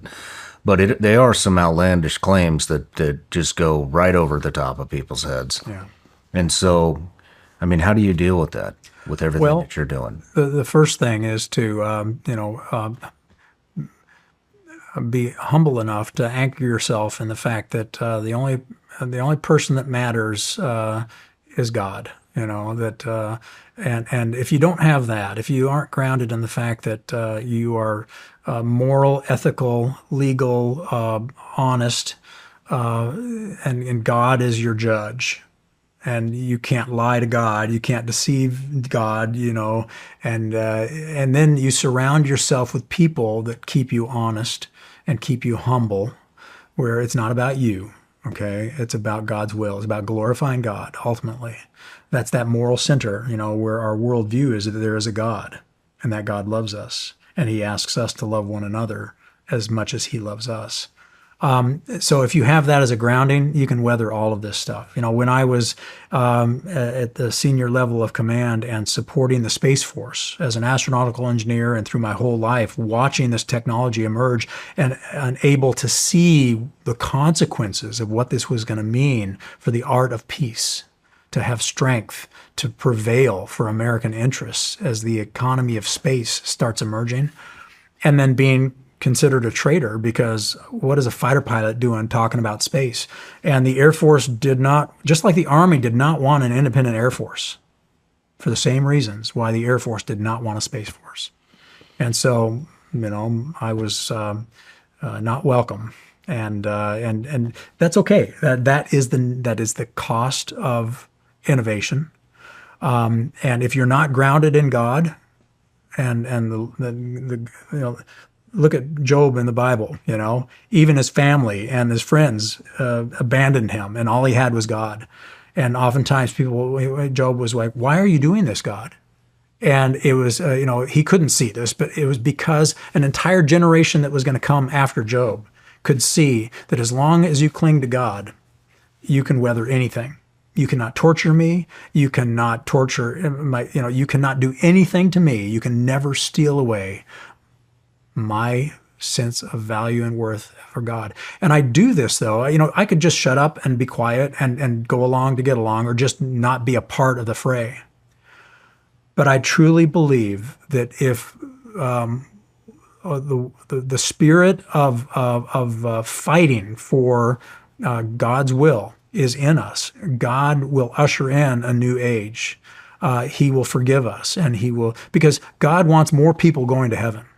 And if we are so corrupt as a human race that the game is up, then God will come home again and it'll be over. Mm-hmm. Okay, but if we can usher in a better future, the golden age, and I believe it's biblical, I think it's prophetic, more people will be in heaven, because more people will be born and will be prosperous, healthy, and secure. And we have the creativity. God has given us the brains to create our future, to build it. We don't have to be victims of other people building it. And this Constitution that America has is the best hope of humanity. And with my relationships across the globe, from my time in the military and the foreign countries that I became friends with, and my cultural understanding, having been raised in a different country, all the other countries of the world are just looking at America going, I hope President Trump succeeds, mm-hmm. because if he doesn't succeed, we're all screwed. Yeah. Yeah. Well, I have a tremendous amount of respect for you just saying that. And that's everybody here is grounded in truth and God, and we all just consider this a conduit. Yeah. And that's it. But so where are we with transportation within minutes to anywhere on the globe? Well, I think the first person that will operationalize that is Elon Musk.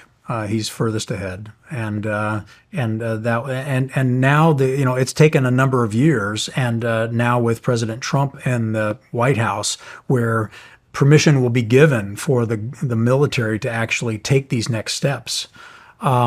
And you're gonna see that get operationalized. So I would say in the next few years we will probably start with just equipment, where Elon Musk will be able to deliver 100 tons of equipment anywhere on the planet in less than an hour for the military to maintain the presence of peace, the power of diplomacy, through the fact that we can do something. And when you can maneuver like that with that kind of speed, agility, and affordability will overcome, but affordability, meaning that he's brought the cost of that kind of flight down 10x and he can reuse it, it's a game changer.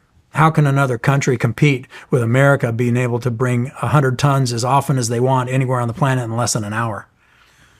I mean, that's a great question. Does another country, are they close to this? Well, so China is probably the fastest follower, but they aren't anywhere close. As Elon Musk knows, like I know in my company, SpaceBilt, speed is the only protection.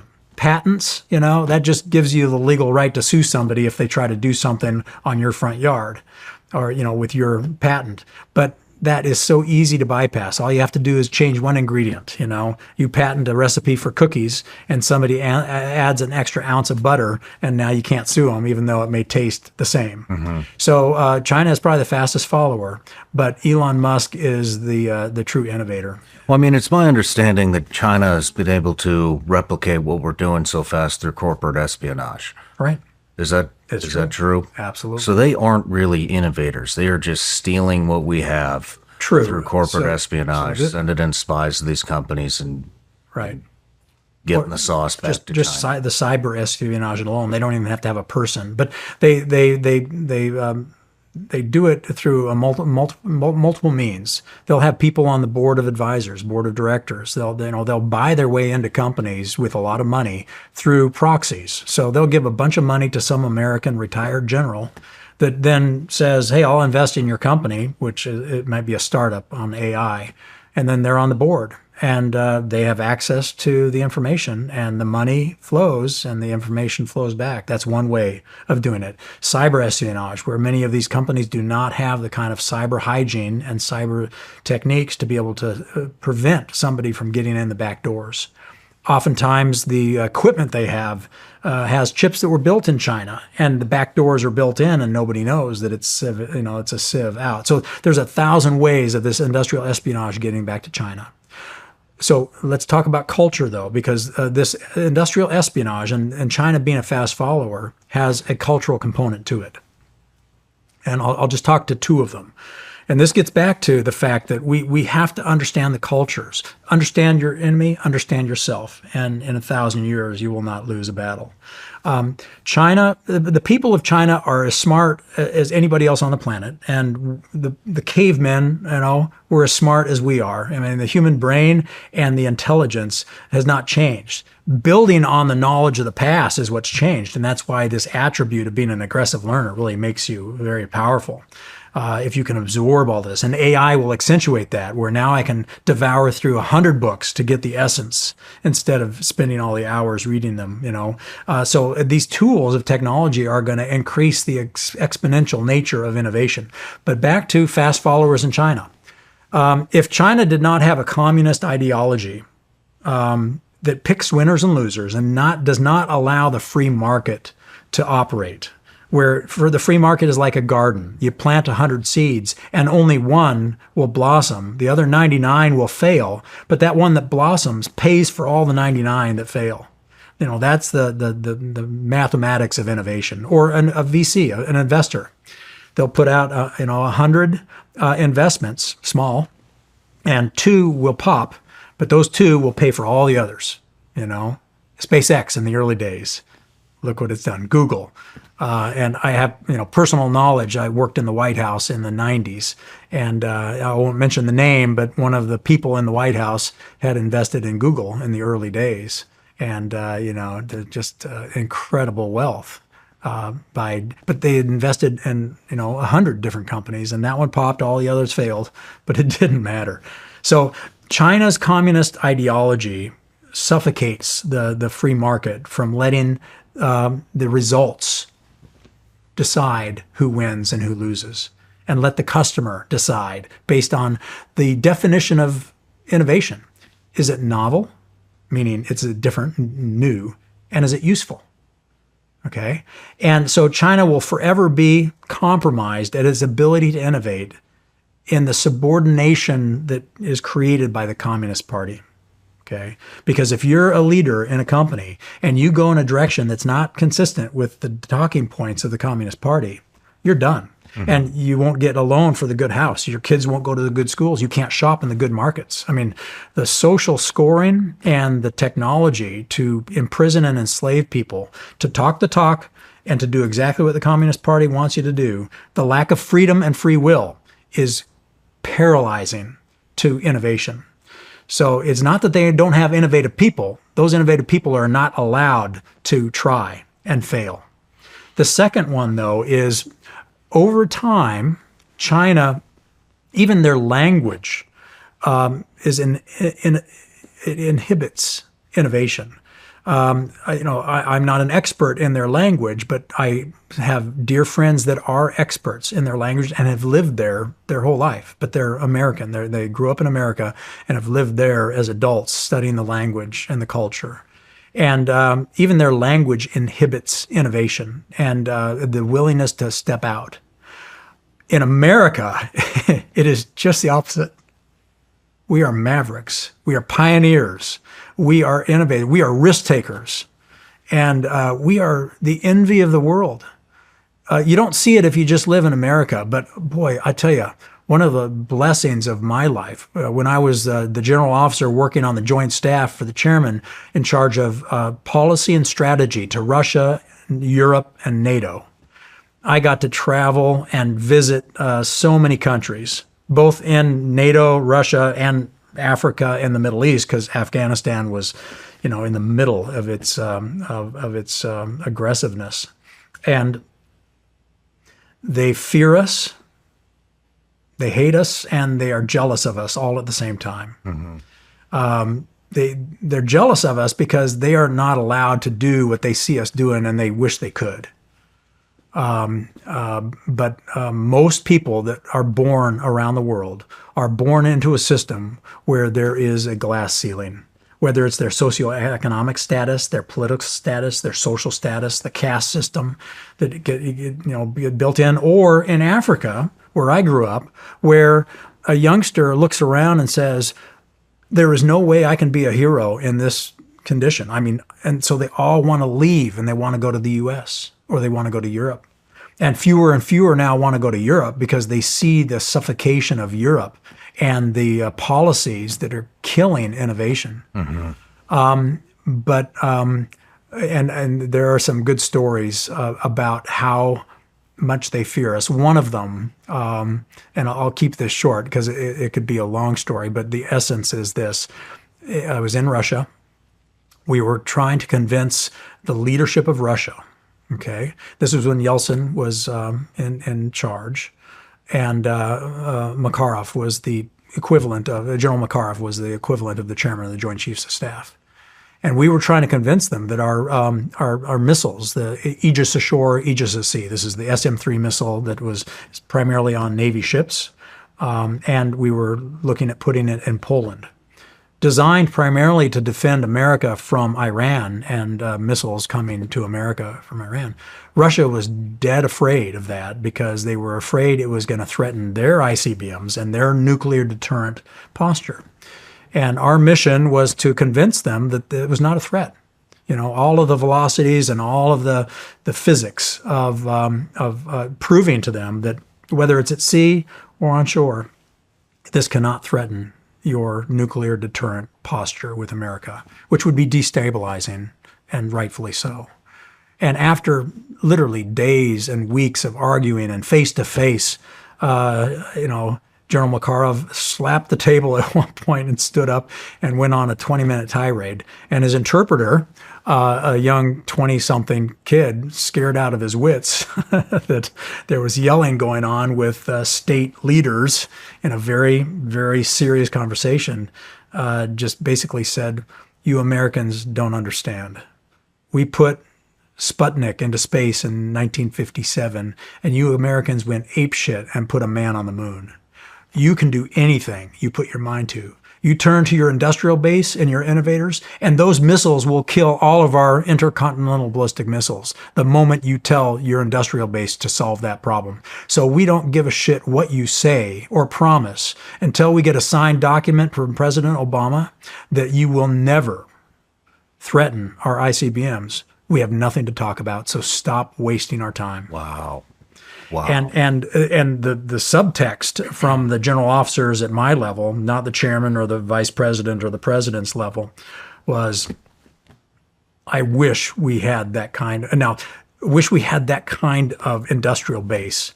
Now, the Russians have some of the greatest innovative minds on the planet. There's something about the culture of Russia, and I know what it is. Culturally, it's that the Russian youth are forced to fight one another and take risk and be in situations where it's life or death. They use nature, they use fighting, and the martial arts, and they celebrate the fact that they put their kids through the crucible. Doesn't mean they don't love them, but they know life is hard, and it's harder when you're stupid, lazy, or weak. And so their innovators are just killer. They innovated, they were the ones that created stealth, and then we operationalized it. They are doing things in space with hypersonic missiles in the mesosphere that, make us look at it and go, holy shit, that is amazing. What are they doing in space? Yeah. So, but those scientists and engineers are jealous of us because the system does not allow them to innovate like America innovates as quickly as an American can innovate. But America is at risk because this is a military-industrial complex. And back to your first question, why are these technologies not coming to the market? It's because we are becoming our own worst enemy at this superpower we have in our culture and in our mindset of being the innovators, self-sufficient mavericks that are willing to take risk and allowed to take risk. And now the government says, no, I know better. And you got to be safe. You got to put safety over, innovation. Now, we want to be safe. But I'm here to tell you the 2 shuttle disasters, when you read the safety reports on that, the reason it happened is because we were trying to be too safe. It's a dilemma. It is sometimes hard for people to understand, but I challenge you to read the books on the history of both disasters of the space shuttle. And you'll find the root cause of those disasters is that NASA had adapted to a culture where safety was more important than effectiveness. And that's part of why we do not see innovation here now. So forgive me for making that final point on why we are the envy of the world, why the world is looking to us, and why they are so energized about what President Trump is saying. Even what he said in Saudi Arabia yesterday. If you haven't seen that speech, you need to see that speech, because he not only talks to the innovation, he talks to the peace that is possible if we actually start talking to one another, even with Iran. And all of these knots we are tied into geopolitically goes back to innovation, culture, technology, and America being willing to take the risk to be bold and usher in a golden age of peace instead of perpetuating decades of war and industrial age grinding to a halt of innovations that can uplift the human condition. We are all slaves to a global cabal, if you will, of a small number of people getting rich and powerful and controlling at the cost of innovation and the enslavement of people that should be free. Thank you for saying that. What is Russia doing in space? Yeah, so Russia is innovating. And what they're doing is they are looking at what America has done, where we have elegant satellites and we are doing amazing things to look down on the Earth and help the operations that are going on the Earth. And they are, looking at the cost differential where we can invest so much more in our military strength than they can. So they have developed these mesospheric supersonic weapons. So basically they can launch from space or from the land something that can maneuver at Mach speeds in the area where there's almost no air. And it is designed to be able to get through our defenses and kill anything they want to kill within minutes. So if they see a ship they don't like there, they could kill it, and it maneuvers so fast. And our systems are designed to kill other things that are more predictable, like a parabolic curve, not something that moves at those speeds and can maneuver.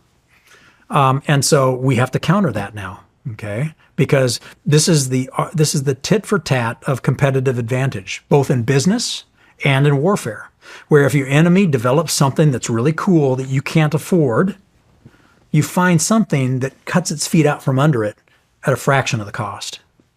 That's what they've done. Is this up and running, or is Yeah, this? yeah, they've done it. It's in the news. You know, about a year ago, I think, is when they launched the first one that was a shot across the bow for America. What the hell are we doing? Wow. And again, you know, President Trump knows these things. And he, you know, so thank God he is back in, because, again, in the last administration, these innovations were in idle. And now they're an afterburner. And this is our superpower. He won't talk about it, but God help the country that puts him to the test. Because you even listened to a speech yesterday, and those of us that know are so grateful that our country has a defender that's not afraid to be strong. That's good to hear. That's really good to hear.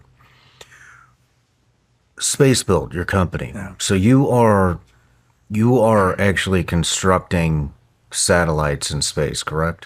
Well, we will be constructing satellites in space. Right now, we are at the stage where we have the modular elements that are qualified. We have missions that have gone to the International Space Station, are going to the International Space Station. We have equipment that has gone to the moon a couple of months ago, supercomputer or computational capability, You put equipment on the moon? Mm-hmm, yeah, That's awesome. yeah. Yeah, we, but again, this goes back to a man I think you ought to have on this show. His name is Dennis Wingo, and he is one of these rare engineers that is not only brilliant in his own right as an engineer, but he can see. Most engineers are fairly siloed, and they are the PhD world expert at a deep silo of knowledge. His unique gift is to be able to be deep on multiple silos and then see across a holistic, systemic look. So when he presents a design for a solution, he is solving problems across engineering disciplines that any other engineer in those disciplines do not see, the integration and the problems that will emerge in the future. And so one of his reputations for all of us in the military that we're watching, and one of my jobs in the military was called the Director of Requirements. And my job was essentially for all combat air forces, to include communication at the time, my job was to look at the engineering benches of America and all these innovative technologies that are percolating in little benches and corners of engineering brilliance and bring them to the warfighter as fast as possible. And this is where I discovered Dennis Wingo. And his reputation is everything he builds in space works.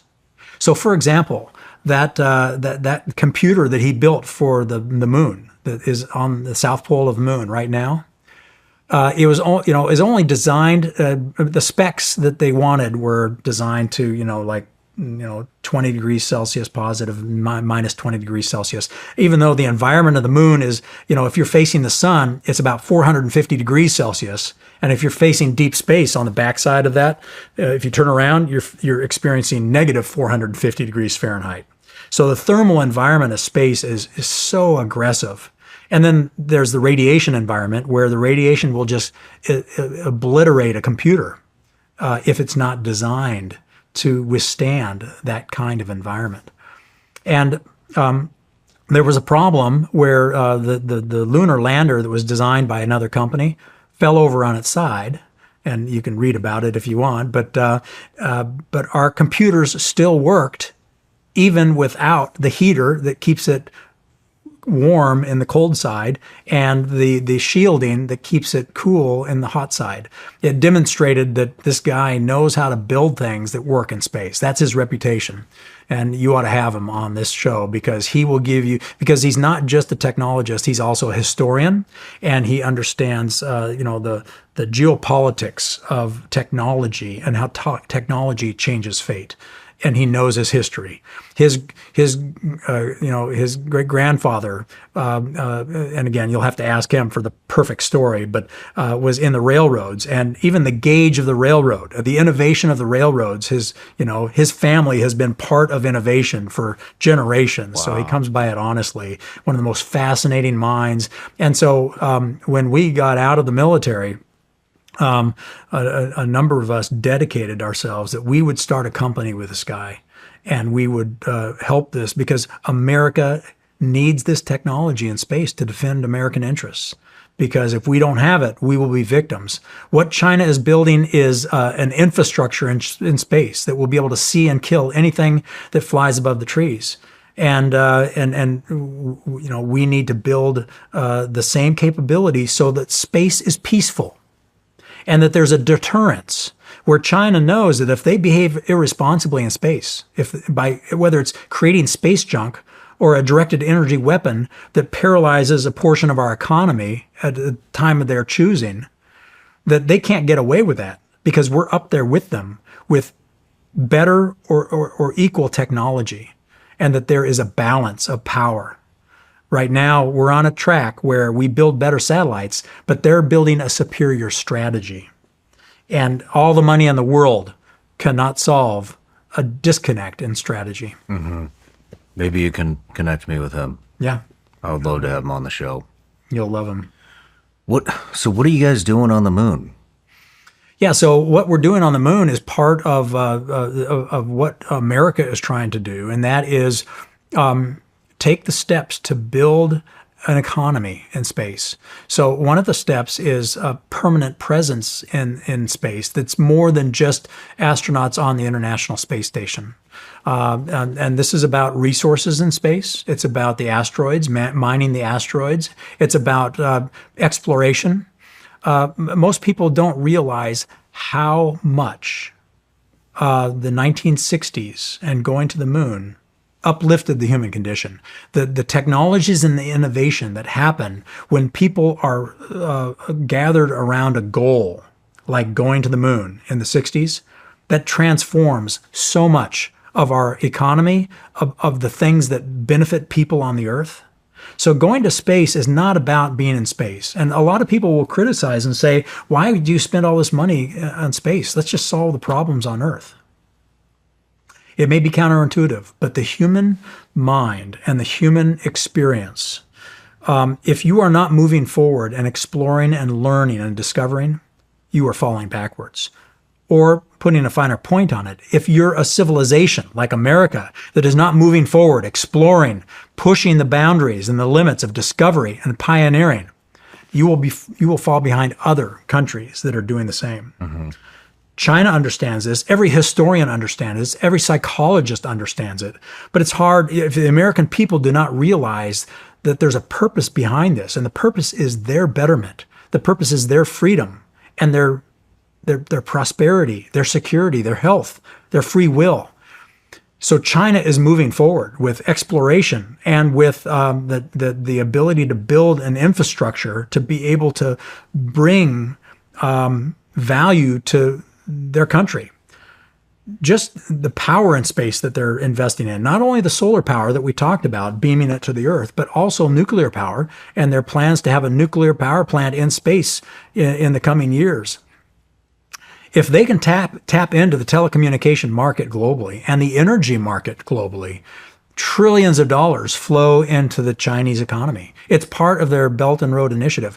But if you read Chinese literature, doctrine, vision, and their speeches of their leadership, it is a clear statement.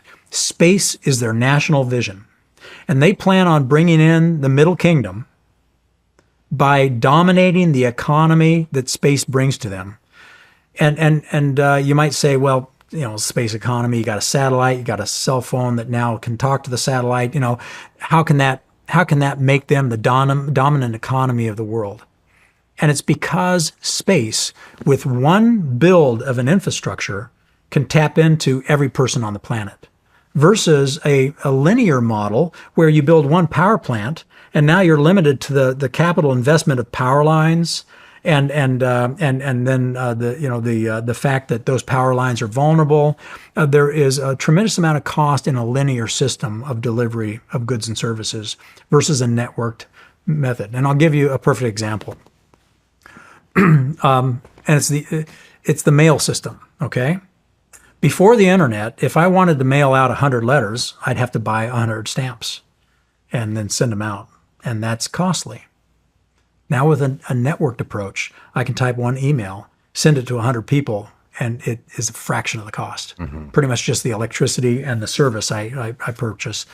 Okay, that's the difference between. And so now in America, for example, we have over 1 million cell towers. But you still only get 1 bar in West Texas or 0 bars. And if you're in the bottom of the Grand Canyon, you have no capability. It would just take a handful of satellites in geosynchronous orbit over America, and you have 5G and 5 bars everywhere. Okay, so now the difference in cost. And it's about the price point. This is about the fact that everything that is national security is upstream of the economy. And if you can build an infrastructure of reusable satellites that you build in space, where you can build them as big as you want, you can upgrade, modernize, and recapitalize them at pennies on the dollar so that every new innovation, whether it's quantum coming online or a new supercomputer, you just unplug the old computer and plug the new one in. Now you can invest in a very low-cost infrastructure that taps into trillions of dollars worth of revenue versus building a power plant in every village in Africa and power lines to every hut. You can see the power of the networked effect of space and why it's going to be so powerful. Wow. With these satellites that you're talking about that would be solar powered and beam energy, and I mean, how exactly does that work?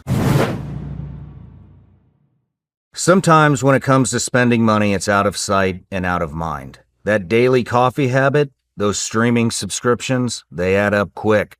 Rocket Money helps you spot those patterns so you know what you're spending. I know I'm always looking for ways to save, and Rocket Money can help me with that. Rocket Money is a personal finance app that helps find and cancel your unwanted subscriptions, monitors your spending, and helps lower your bills so you can grow your savings. Rocket Money will even try to negotiate lower bills for you. They automatically scan your bills to find opportunities to save. Then you can ask them to negotiate for you. They'll deal with customer service so you don't have to. Rocket Money has over 5 million users and has saved a total of $500 million in canceled subscriptions, saving members up to $740 a year when they use all of the app's premium features. Cancel your unwanted subscriptions and reach your financial goals faster with Rocket Money. Go to rocketmoney.com/SRS today. That's rocketmoney.com/SRS. rocketmoney.com/SRS.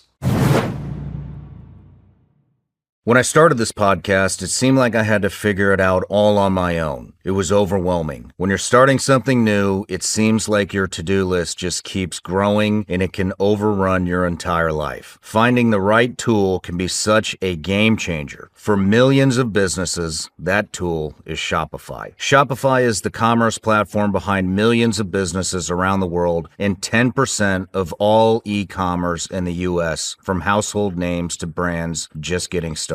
I use Shopify to power my own business so I can keep bringing you Vigilance Elite gummy bears. With hundreds of ready-to-use templates, Shopify helps you build online and is packed with helpful AI tools to accelerate your content creation. And, like a marketing team, Shopify can create email and social media campaigns wherever your customers are. Shopify is your commerce expert with world-class expertise in everything from managing inventory to international shipping and beyond. If you're ready to sell, you're ready for Shopify. Turn your big business idea into with Shopify on your side. Sign up for your 1-month, $1 per month trial period and start selling today at shopify.com/SRS. Go to shopify.com/SRS. Shopify.com/SRS. Yeah. So again, I'll let the experts talk to it, but again, being a generalist and talking to the experts at length, and being in a company that's going to build the infrastructure for this technology to be delivered, I can give you the simple answer, and that is that the first thing is that the current way we build a satellite in America is like how we used to build rockets before Elon Musk came along. You build a satellite on the planet. You have to build it bulletproof, which is like 60% of the cost, because it has to be able to be folded into a tight little ball that fits into the top of a rocket. And it's an incredibly violent ride to space. The vibrations and the G-forces would break apart anything that's not bulletproof. Okay, so that takes a lot of money and time. Then in 7 minutes, that satellite is in space, in this beautiful sanctity of space where there's nothing to get in its way. And then it has to unfold like an origami. But if any of those, explosive bolts or pulleys or levers go bad or don't unfold properly because of the violent ride to space, it's a total loss. And that's a total loss of like $350 million to $500 million for a satellite. And then adding to that, when you run out of gas, it becomes space junk, meaning now you got to build a whole new satellite in the old model. What SpaceBilt does is we think of it like a Lego box. Instead of building a delicate Lego ship, then putting it on the handlebars of your bike and going over a rocky road to your destination, or building a ship in Kansas and dragging it across the Appalachian Mountains to put it in the ocean, you build a ship in the ocean. Or you take the Lego blocks up to space and you snap them together. In-space assembly and manufacturing. So all those Lego blocks now are resilient. You drop a box of Legos on the floor and none of them break because there's no coupling loads. And you can snap it together and you're just fine. Same is true with space.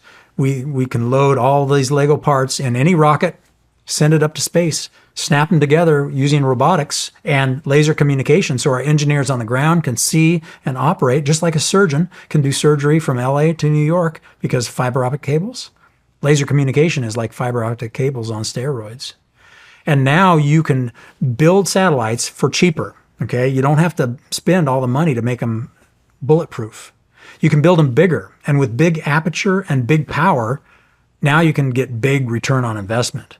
And when you need to put in a new computer, you just slide out the old computer, board, slide in a new one with those robotic mechanics that are servicing the satellites, and you can upgrade indefinitely in this beautiful sanctity of space. So to get to your question about solar power from space, and again, I can put you in touch with people that have been working this for decades, because it has been known that we could do this. The physics have been known, and now we're at a place where it's been demonstrated. The X-37, the Air Force space plane that used to be secret, that's not secret anymore.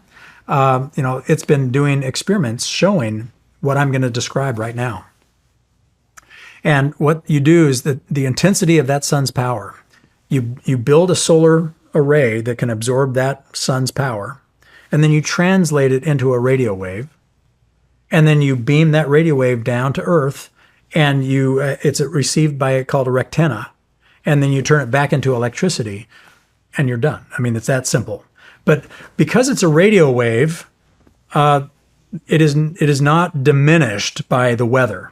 Okay, so, or the atmosphere, or the gravitational field, or any of the things that can sometimes prevent energy from getting to the Earth. So solar, and this is the other piece of it. The demonstrations that we see are at efficiency levels that we are not used to right now.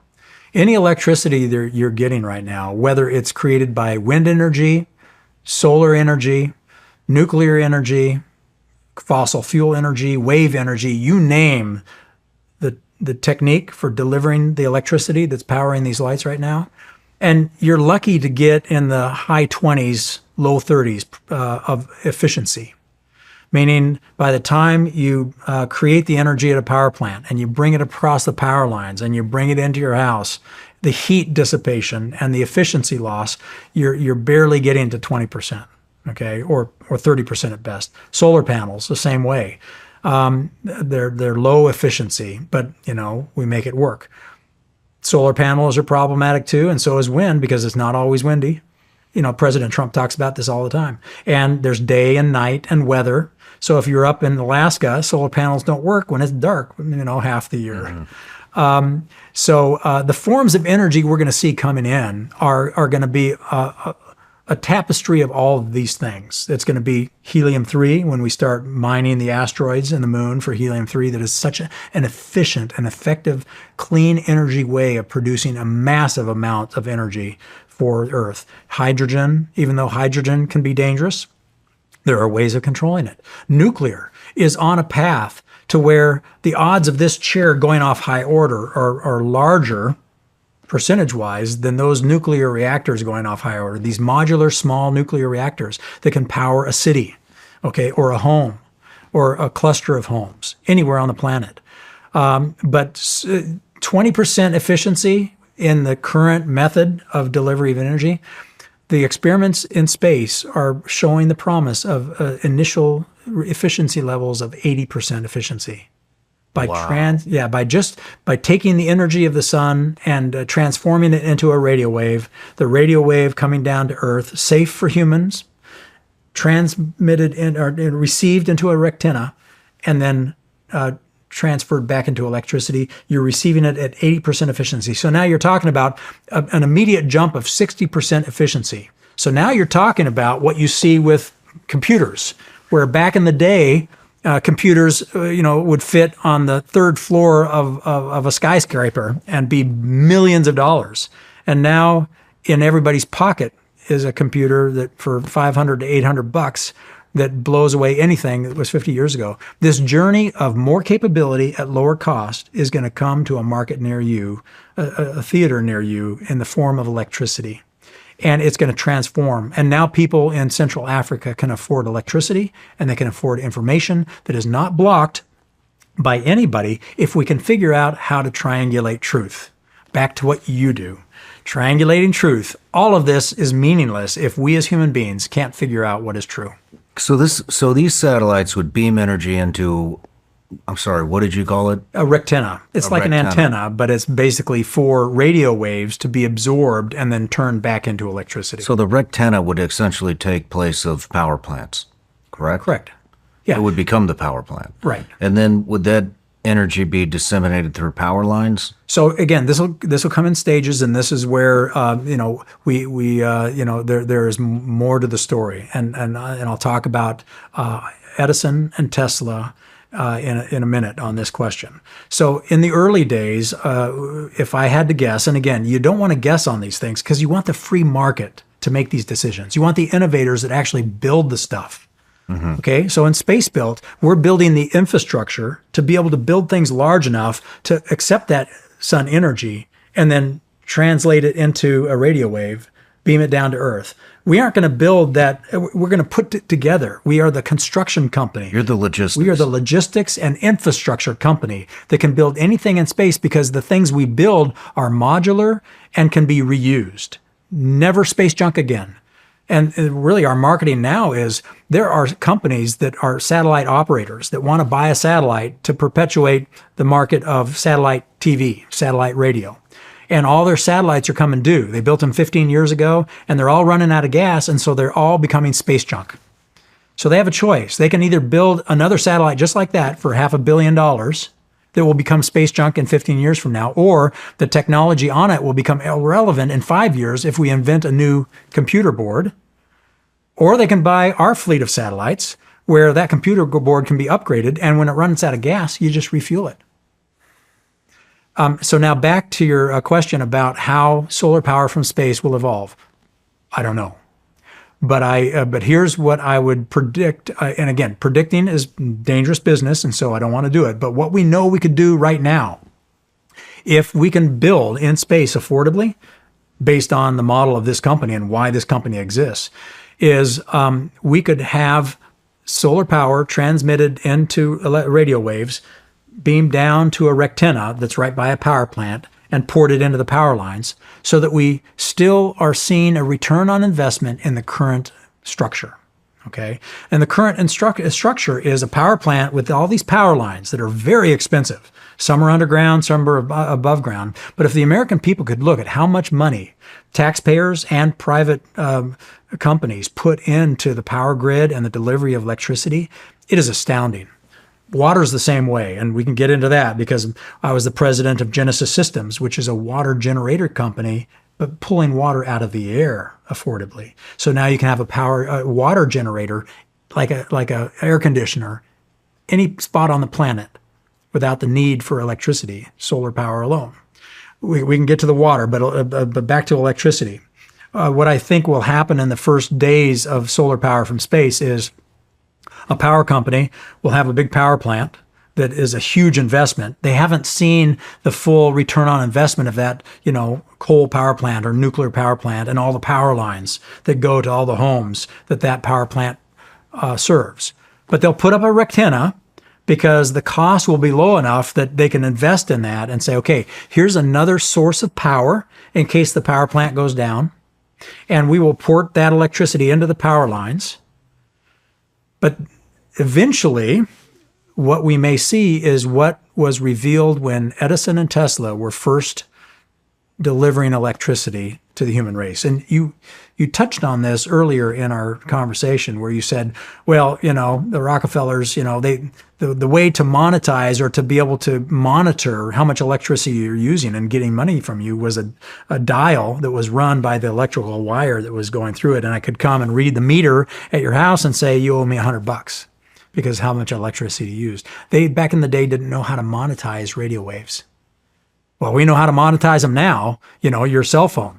We know exactly how much data you use, and I know exactly how much to charge you for it, or your satellite TV, or your Starlink antenna getting broadband from Elon Musk's constellation.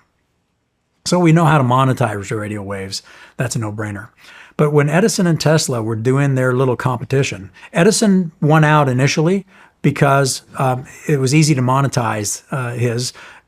Tesla was, I think, the superior thinker, and AC power and DC power are thanks to Edison and Tesla, okay?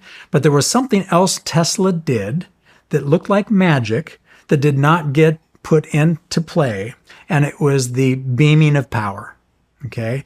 What is interesting about this is that it didn't get put into play because, again, Edison was a better marketer, and it was easy to monetize his invention. And we're still stuck in that paradigm. But it's a paradigm of low efficiency. It's a paradigm of danger. We still put little baby plugs in our electrical outlets because if you stick your finger in that thing or you stick a knife into it, you're going to die. And that ain't good. And it's right there. The bathtub and the blow dryer, you're going to die. That's not good. But we live with it because that's what we came in, and that's what everybody, it's back to innovation. Why haven't we innovated? But what's interesting about what Tesla did with beaming energy is a lot of that literature went into the hands of the Trump family. President Trump talks about this, okay? And so we've now proven Tesla's original experiments on beaming energy using the Air Force Research Lab and the X-37 beaming solar power from the sun down to a rectenna on Earth. The Navy, the Navy is also pursuing this, and there's a lot of companies pursuing it, more so than you might know, and many countries pursuing it because they see the promise of a high efficiency of delivery of electricity that will usher in a portion of the new energy market and deliver it to any person on the planet, no matter where they live. Wow. I mean, it just solves. I don't understand how this isn't a bigger discussion with all the clean energy talk, and I mean, even with the data centers that we were just talking about. I mean, from what I understand, these data centers can be massive, and they're struggling with the power companies because the power companies don't have the power to feed the data centers. Right. Why aren't they building data centers in space that can beam the information down to AI? Right. I mean, well, here's the reason. This gets rid of power plants. This gets. Yeah. It turns. It's even just an eyesore. That's right. I mean, it's all in space. You can't see it. Yep. And how is this not a bigger discussion? because of the price of entry, okay, in the past. But it's what Jeff Bezos has said in the past. If we do this right with space, we can turn the Earth into the park, and all heavy industry is off Earth. And we can. God gave us a universe of minerals and resources that are the same as exist on the planet in the form of asteroids and celestial bodies that are all within reach of the Earth right now. And so one of the reasons we haven't done it is one, the price point was too high. Okay, so you needed a government that was actually willing to invest in it. But now those price points are coming down. And why SpaceBilt, this company, is here is because we can bring the price of construction in space down 10x. And that will start opening up business cases for all of these technologies to be able to benefit mankind on Earth and do these things. But it's not just electricity for these data centers, for example. It's water. When a data center goes to some place, it needs water to cool, because the heat is what kills those data centers more so than anything else. And it needs electricity to power it, and it needs water to cool it. And they're stealing from the drinking water that is insufficient in these places already. So this is one reason Genesis Systems, the first company I was part of when I first got out of the military, and SpaceBilt, the second company, are linked. Because water and energy are what bring prosperity, health, and security to all people on the planet. And if we can tap into the unlimited source of water in the atmosphere, how much water is in the atmosphere, and the hydraulic cycle, where the more water you pull out of the air, the quicker the water is evaporated out of the ocean, the engine of our water system, and the perfect sustainability of our water cycle gives us an infinite source of water where we don't have to pollute our wells, our aquifers, and you can have an abundant source of clean water. And when you have clean water in Africa, and where I grew up, clean water was the most important problem. 50% of the deaths and illnesses across the globe are a result of dirty water or bad water. And even in places like India, where the kids are forced to bathe in dirty rivers and drink dirty water, they have health issues their entire life that make them sick and ill and suffer until the day they die. The life expectancy where I grew up is in the 30s, the low 30s, even today. And that's why we had to come home so early. My father was so ill with malaria and filaria and dysentery. And I think the only reason I didn't have a lot of those things is because they started going over to Africa when I was 4 months old. And I think my immune system was built there, and why I don't get sick, I think. But it goes back to the fact that if you can bring clean water and affordable energy to anybody on the planet without the need for a water system that drills into the ground and depletes an aquifer, or the aquifer gets polluted by these forever chemicals. If you can have a source that draws fresh, clean water from the air anywhere on the planet, and you have energy for people and information for them to build their own economy and throw off the shackles of tyranny and slavery, you have ushered in the golden age. And that's what President Trump is allowing us to do now. And these innovations are going to change the world. I mean, that's interesting that you say that on a much smaller scale. After COVID, I turned into a huge prepper. Ammo, water, yeah. Food, gas. So did a lot of people. All that stuff, right? Guns. And my water, the way I would get water, when I moved to Tennessee, I had to have a creek. It was like a no. But another thing that I have that's just in my storage is solar powered inverter, dehumidifier, and that's it.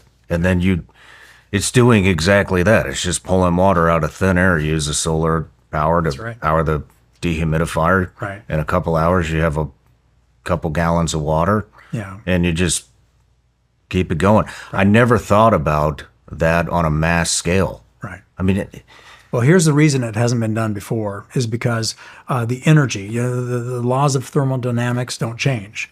And using a a condensing condition, like an air conditioning system or a condenser or a dehumidifier as a method, it's like 5 gallons of diesel for 1 gallon of water. So the efficiency is not there. But what we did at Genesis Systems, what these brilliant engineers did, is they found a way of tricking Mother Nature, where they used a liquid desiccant to be able to make the liquid desiccant so attractive to water in the air that all you do is have to have a very light fan blowing water over a sieve that's filled with this liquid. And the sieve is like a sponge. Okay, this water, or the liquid desiccant is like a sponge. Imagine there's 1 gallon of liquid in this sieve, and the air flows over it. That liquid will swell up to 100 gallons. Wow. 99 of the gallons of that liquid is pure water. Then you move it into another batch, and you change the thermal characteristics of the liquid, and that's where the proprietary and trade secrets and intellectual property come in. You change the thermal properties of that liquid, and now the liquid wants to give up the water, and so it takes very little energy to absorb the water and then release the water. And so it's in this batch cycle, like an engine. It's swelling up to 100 gallons, getting rid of 100 gallons, swelling up to 100 gallons, getting rid of, and then now you benefit from water. And it scales.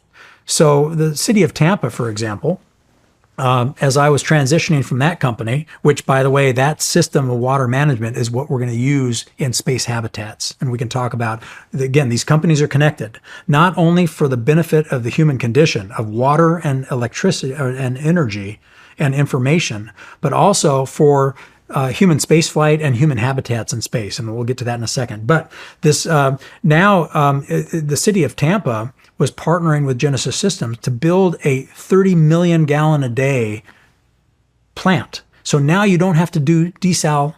The desal is taking ocean water and turning it into drinking water. But then the heavy metals and the brine that come out of the ocean were killing the Tampa Bay, and killing, it is just not sustainable. It's not good for the economy.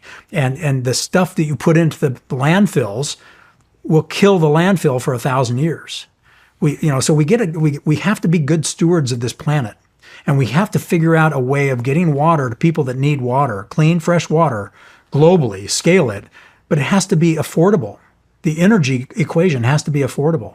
So the coupling of this water system, which is already affordable based on the technique of not using dehumidification or air conditioning, but rather a liquid desiccant that's like this sponge that can work for you, obeying the laws of physics and laws of thermodynamics, but also giving you clean water using a solar panel or affordable at scale, however much you need. In fact, it's on Amazon even right now. You can order one for your house that looks like an air conditioner and gives you clean water for your house.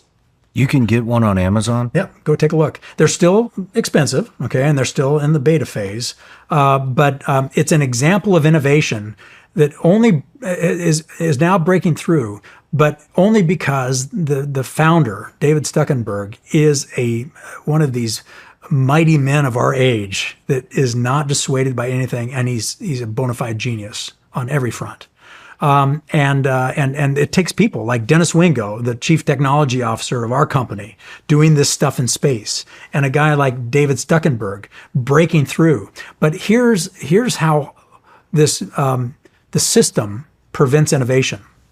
Elon Musk wanted to buy that water system to get the water out of the humid air of Boca Chica in southern Texas to cool his launch pad because of all that concrete. You remember how the first launch destroyed all that concrete, and he needed literally tons of water for every launch. But there isn't sufficient water, and the ocean water wasn't going to work because of the toxicity and the salt and just all the corrosion. So he wanted to buy a Genesis Systems and build up 1 million gallons for each launch. And the state of Texas said forbidden. Why? They couldn't figure out how to tax the water. Are you shitting me? Because the air belongs to the government. This is the major problem we have right now, which infests innovation. It infests truth that you're trying to tell. And it is the administrative state that thinks it knows better. And it will basically forbid somebody from saying something they don't want them to say.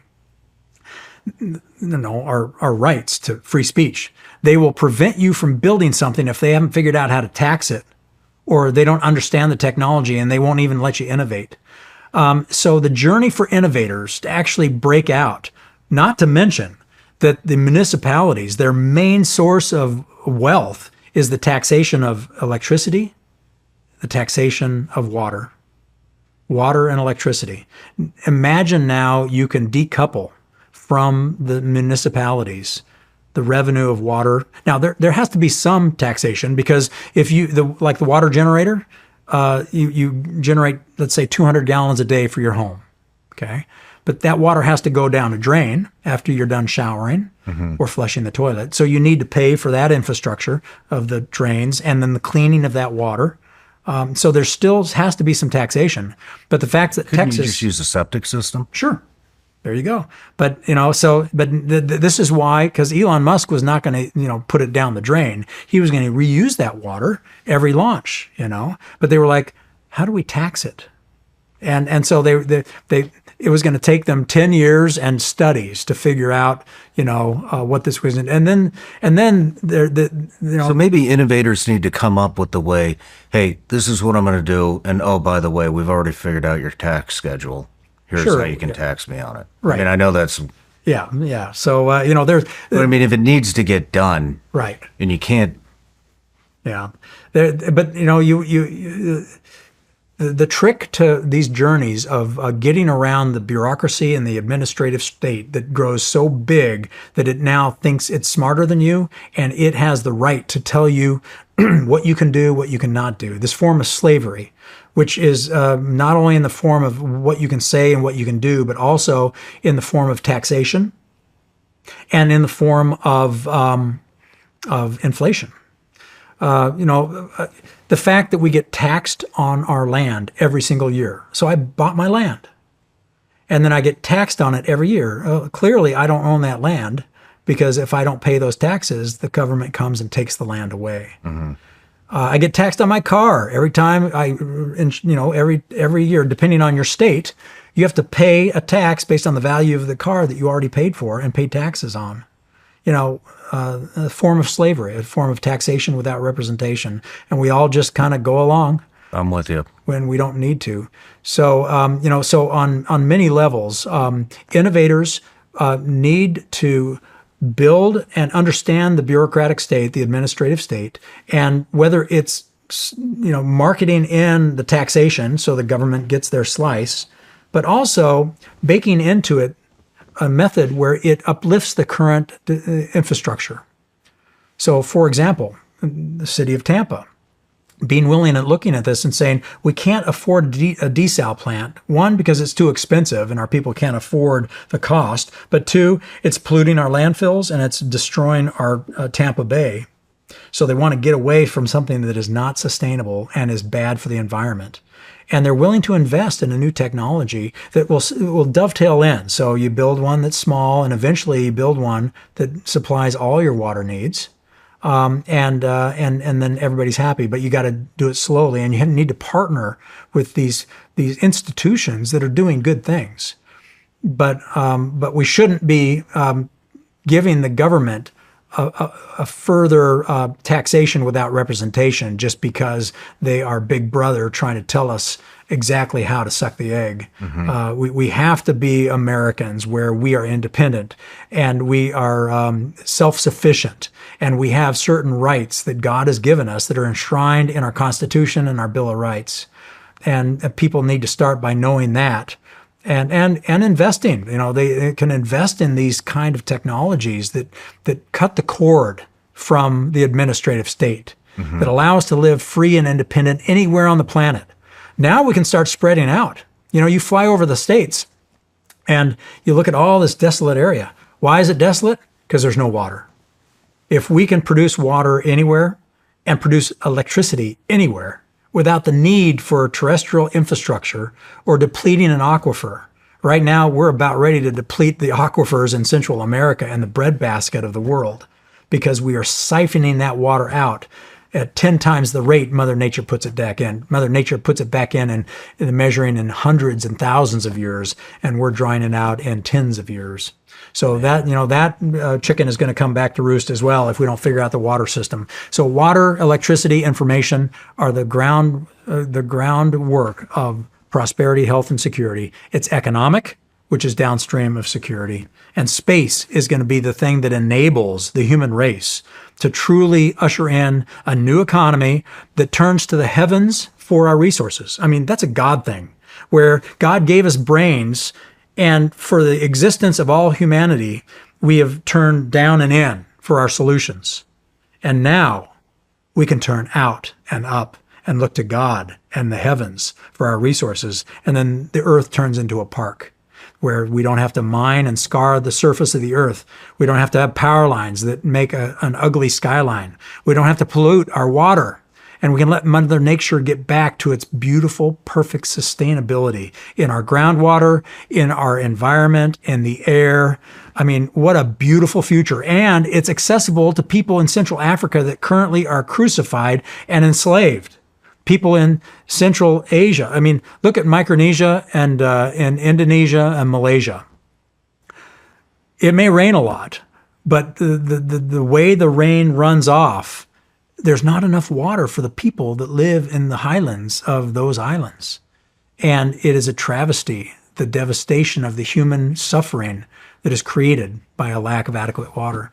And all of it can be delivered through a bright mind and innovators that usher it in, and then government getting out of the way. That is the biggest problem with the American government. It gets in the way, and it does so because it thinks it's smarter and entitled to govern us in ways our Constitution never envisioned. And they hide behind safety, they hide behind sustainability, they hide behind health and equity, inclusion, diversity. It's all a ruse for government to have more control and more power, and they divide us and they accuse us. And those are the calling cards of Satan right there. Accusation, division. We belong to each other, and we are more in common with every culture on the planet and within America than we are different. And we need to start celebrating our commonality and celebrating our differences and not fighting about it and letting people tell us we should hate you because you're a different color. We should hate you because you think differently. Just not true. Why would China be building a nuclear power plant in space if they can just harness solar? Well, for a couple of reasons. One is that it is actually a very efficient way of creating high intensity energy, a nuclear power plant. And it's actually probably a shorter journey, because with the kind of lift weight that Elon Musk is going to be able to provide in that Starship that China is fast following, they will probably be able to deliver a nuclear power plant into space, because the technology of making them small and relatively lightweight is already here. I mean, it's literally probably a year or two from being commercialized, where you'll see a nuclear power plant actually powering a town in Central America or in Central, in some state in America as a test case. So China, and this is smart for China. They're doing it all. Solar power from space is going to require building in space larger structures that can fit into the small tip of a rocket and assembling it in space. So this is why our company is so promising, is that when we can build large structures in space, then solar power becomes a business case that can close. But nuclear may be there first. Helium-3 might be there first, okay? But we need all of these pathways to be followed.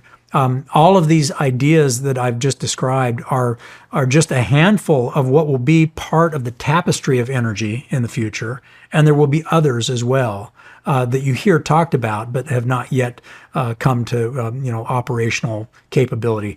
For example, there are some energy ideas that show promise, but it's for very low intensity energy, and we kind of use it already for like some of these Voyagers that go out to Jupiter and beyond.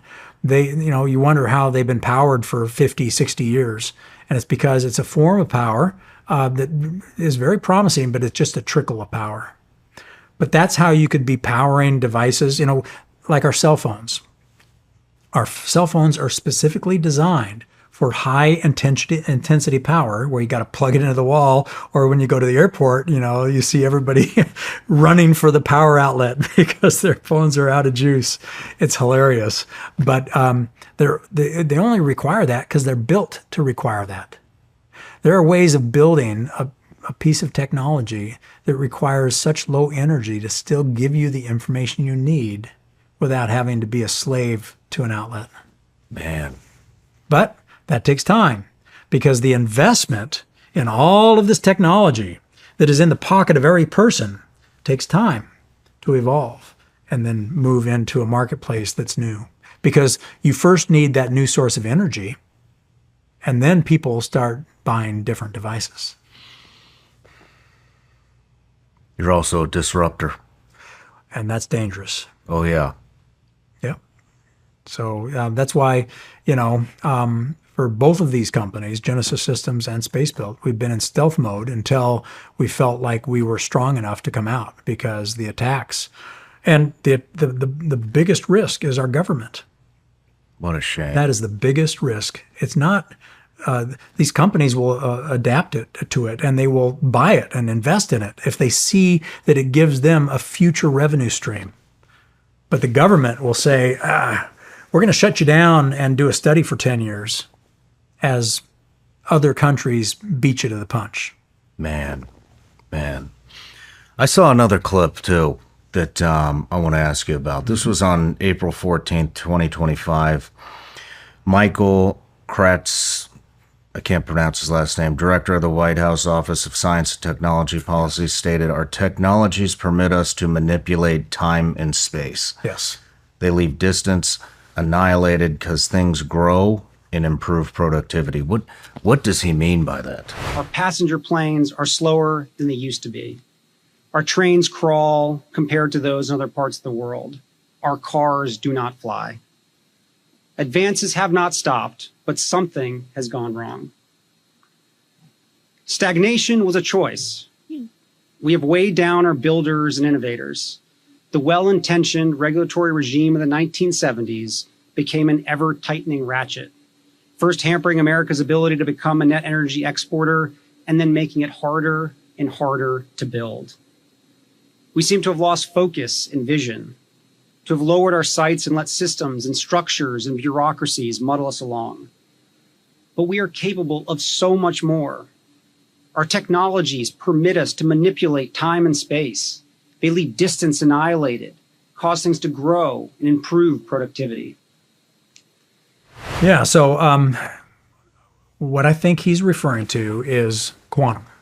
So let's spend a couple minutes on quantum, because it's a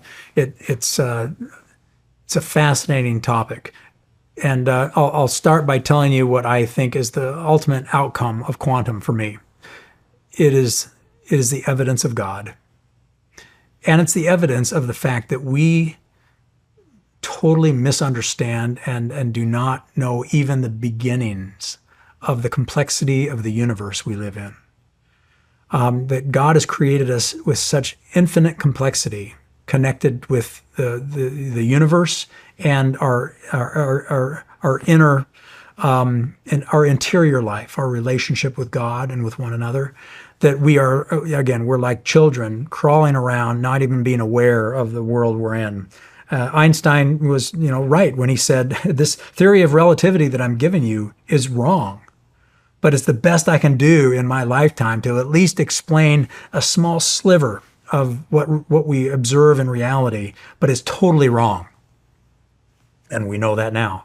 So having said that for me, this is the evidence of God, and it may explain a lot of the things that people see that they can't explain. Okay, and I'll just describe, in fact, something everybody can read if they want to be aggressive about learning about quantum. Read about quantum computing. Read about quantum sensing. Read about quantum communication. And here's what we observe. We don't know why this happens, and we don't know how it happens. Just think of a caveman the first caveman that observed fire that started from electricity, from a lightning bolt.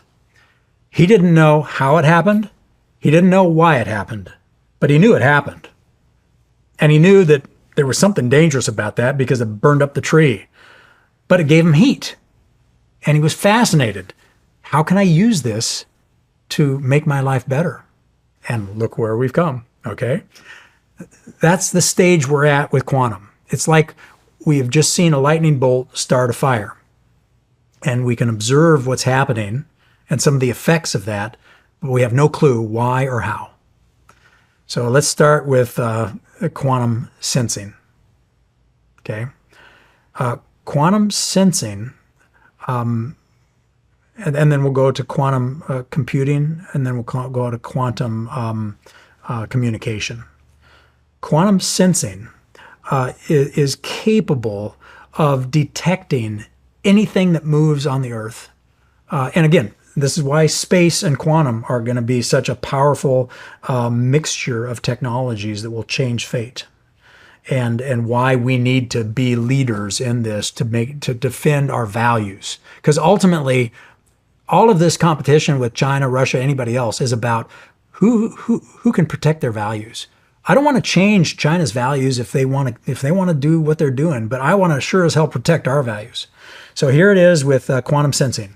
Imagine now with the right quantum sensing, you can see and understand the precise velocity, position of anything that moves down to a gnat or less. Okay, so you can understand exactly what's going on. Okay, and you can do it with incredibly low energy levels and low cost. Okay, this is why the ultimate strategic high ground of space is going to be so important at defending our values, defending our sovereignty, defending our culture, and defending our economy. So that's sensing. Let's talk about communication, or let's talk about computation. So I talked about Microsoft making an announcement a couple months ago about their quantum computer, and it may have been in the breakfast or the earlier time that I mentioned this, if I haven't mentioned it with you. So they announced where they're at with quantum, and it is astounding, because they will be able to crack every code and every blockchain, everything we have ever invented to keep any secret. They will be able to know it almost immediately, so there are no secrets, and yet the people that have this quantum capability can have the Fort Knox of security. Okay, but for that quantum computation that can do all of this and turn AI into a super tool for humanity, you need to cool that quantum computer down to much less than 1 Kelvin, which is almost to the point where molecules no longer move at all. Absolute zero. The best we can do right now with any form of efficiency is a hydrogen cooling technique, but that only gets you down to about 1 Kelvin. And you got to get down to about 80 millikelvin. The only known way of cooling something to that level is helium-3. So now think about this. China is mining helium-3 on the moon, which is abundant and could supply the energy needs of the human race for thousands of years, just with what we know is on the moon right now. Not to mention what's on asteroids and anywhere where there's a celestial body that does not have an atmosphere that prevents it from getting through onto the Earth. So we have some helium-3 on Earth, but very little, and that's why it's millions of dollars for just an ounce. But on the moon, you've got enough to fuel the entire human race for thousands of years. That's kind of giving you a different. If China can cool their quantum computers with helium-3 before we can, the jig is up. This is part of the power of space, translated into something tangible and operational called quantum. So that's quantum computing, which would make all secrets null and void. which might not be a bad thing, because then only people that don't need to keep secrets are the ones revealed, and evil can't hide. This is where this technology can be good or it can be bad, as long as the human heart is good, and the majority of people that dominate these technologies have a good heart and love their God and love other people like God loves them. We have a pathway to the golden age. If only evil people develop these technologies, like if Hitler were first for the atomic bomb, we would probably all be speaking German right now, and it would be a very different reality. So let's get to the most interesting of the quantum technologies that we've observed, and that is quantum communication. Is this quantum entanglement? Yes. Okay. And this is what I think he was referring to when he talks about time and space. Here's what we observe, and I'll just talk about what we observe in full knowledge that I'm no expert, but I read a lot and I am friends with people that are experts. When we observe quantum communication, not only when you entangle two elements, meaning that this particle is associated with this particle, when one moves, the other moves instantaneously, regardless of the distance apart. So that blows out of the water, the speed of light is as fast as you can move. It shows that our universe is connected in ways we cannot see, we do not understand. And there's a trilogy of books out there that you ought to read. One of the most storytellers, like Roddenberry with the Star Trek, they are good at looking at the trend lines of technology and being able to predict the outcome of what that might mean as engineers and scientists actually develop it.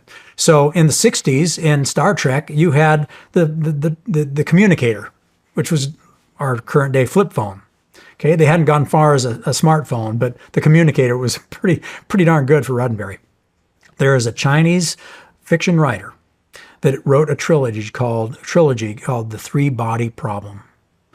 Now, you may have heard about it, but you probably haven't read it, because it's 3 books and they can be pretty dense. But anybody that is interested in how technology can change fate ought to read those books, because this is a man that has studied quantum and has described a future of people that live in other parts of the universe so far away from us that we have no clue they're there. And how their knowledge of quantum allows them to come to us, and they're coming to us because they see something in our Earth and our civilization that is so magical and so beautiful that they want it, and they want it at the price tag of our existence. Okay, but it's a story of technology. It's a story that describes what quantum can do based on our observations. And so this gets us back to quantum communication, where two elements can be intimately connected such that one moves, the other moves. So do you mind if I just interject here? Mm-hmm. So I did a little bit of research on this, and the way that I understand it is that if you split an atom, mm-hmm. and it doesn't matter the distance that the two halves are, it could be, like you're saying, a whole nother part of the universe. It could be from US to Japan. It could be anywhere. But if you put a vibration on one of those halves of the atom, yeah. then no matter where the other part of the atom is, it will mimic the exact same vibration. Yes. And we're able to communicate that way. That's right. But here's the other part of it that is so fascinating and gets to the time travel. So it's not just that you can communicate that way, but that if the communication is observed by a third party, it will rewrite history, and it will never have happened. What do you mean by that? Okay, so this is where your audience needs to do their own reading, okay? Because I am not an expert, but the experts have documented and proven that quantum communication has certain qualities to it that we don't understand. One of them is the one you just talked about, where the vibration of one is identical and simultaneous to the other, no matter how far apart they are. We don't know why or how, but we know it's true, and we know how to manipulate that to communicate, okay? We know how to. We don't understand the connection. We don't understand the connection, okay? But the other piece of it is that if you communicate and somebody observes it and you didn't want it to be observed, it disappears, meaning it never happened. And when you go back and you look, the evidence does not exist that it ever happened. Say that again? Yeah, I know. It's a mind bender, okay? If quantum communication, and again, I want to be very careful that I'm not the expert, okay? So you need to read the literature yourself and the peer-reviewed documents on some of the experiments that have taken place with quantum communication. But it literally can rewrite history. If it does not want to be seen, if it does not want it to be discovered, it is not discoverable. And so I say it rewrites history. I don't know how it does that, and I don't think anybody does. But we have observed it, that if it's observed, it disappears, and it's like it never happened. So again, I don't know, but God has created a universe where these things could happen. And like the caveman that sees the first lightning that starts a fire, we are on a race to figure out how we can harness this reality of our physical universe. And it could mean that future generations of people come back to us in time travel. It could mean, like in the three-body problem, where the people that are hundreds of millions of light years away can communicate to individuals like you or me through our brainwaves and even our eyeballs and what we can see because of the ability to manipulate at the molecular level across distances that are infinite. Who knows how God has created this universe? But for me, it is the evidence of God and how little we know. But that God has given us a brain so powerful that scientists and engineers have figured out that this happens, that it exists. Wow. And the only question is, how do we use it to love one another better and to love God better? Because ultimately, that's our only purpose in life, in my view, is to glorify God. How do we use this knowledge God has given us to glorify God and not let evil people use it as a weapon against good people? This is why we as a nation need to invest in technology. This is why we need to be able to build infrastructure in space less expensively than our competition, because this is about the forever game. This is about the endurance of an economy that can do more capable things at lower price points than our competition. And this is why I focus on water and on the infrastructure of space that can deliver energy and information. But ultimately, information is the best. If we got rid of every piece of technology, it comes back to telling stories and triangulating truth by talking to a lot of people and figuring out who is deceiving you because they're deceived themselves and where the truth lies. Experimenting, critical thinking, teaching our children how to ask questions, how to be suspicious in a healthy way, how to be critical at thinking through logical things.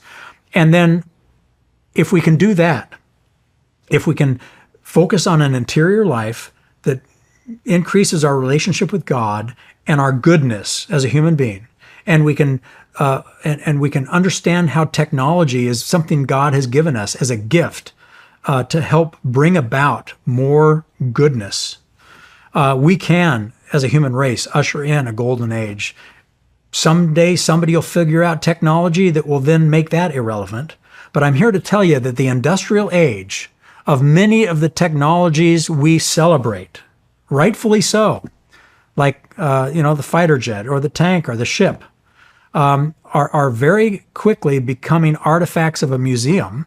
We can't stop building them until we have a firm grasp on the future, but we are not sufficiently investing in some of these future technologies that we can see the beginnings of and that we have a race that's on with other societies that see it. And they are investing billions and we are investing millions. And thank God for President Trump, because he is correcting that economic imbalance. And he's doing it through the brilliance of negotiating and the trade deals and the investment in things that are classified and unclassified, in the declassification of things so the American people can see more of what's going on. There are so many layers of this awakening for the global community that President Trump is ushering in that I just beg that everybody, whether you are, no matter what your geopolitics are or the politics you prescribe to, start reading, start learning, because the world is about to change in ways that are more dramatic than the people in 1898 that rode their horse to the field and lit their home with a candle experienced over 100 years. We're going to experience changes dramatically more consequential in lightning speed, like in the next few decades.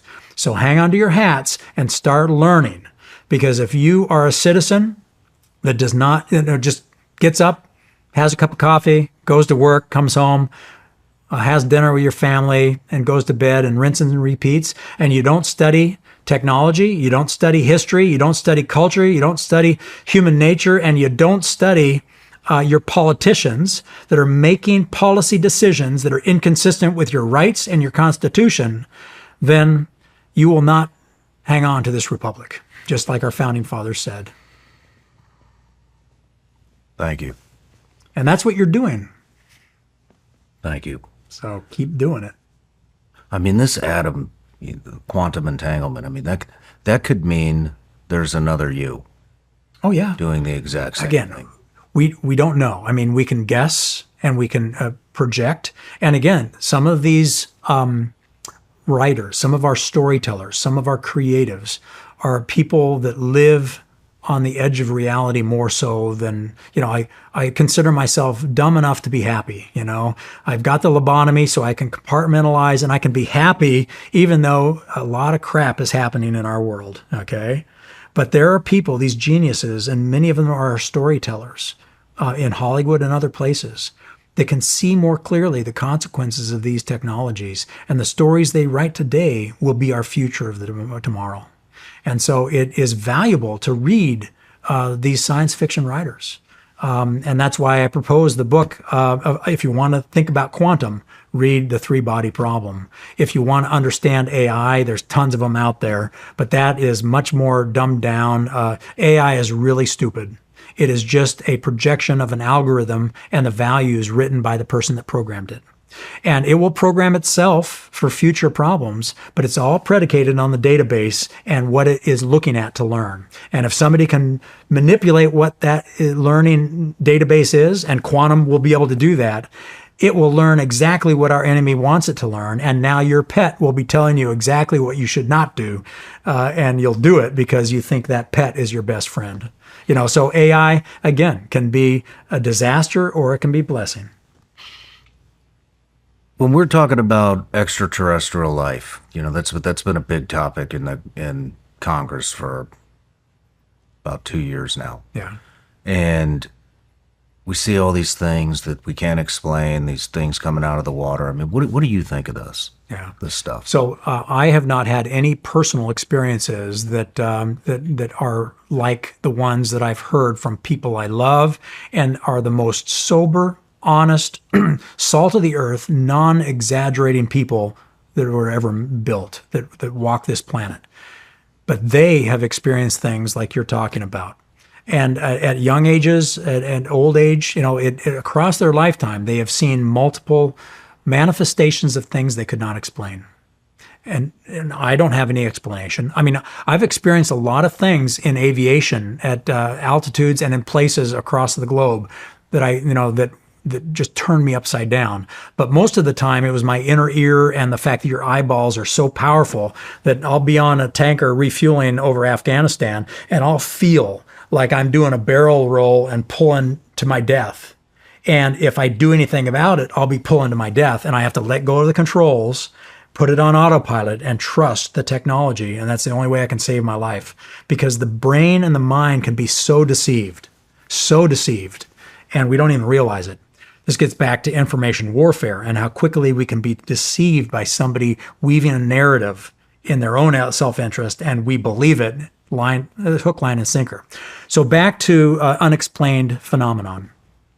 I believe that there are things out there we have seen and cannot explain. And I don't know whether it's quantum, that is this peek under the tent, that it is possible someday, once we figure it out, how to time travel and how people could come and visit us, but also prevent us from having the evidence that they visited us, or some people that may have visited us and the artifacts of their visit are somewhere, but it is so fearful to the people that might have it that they prevent us from seeing it.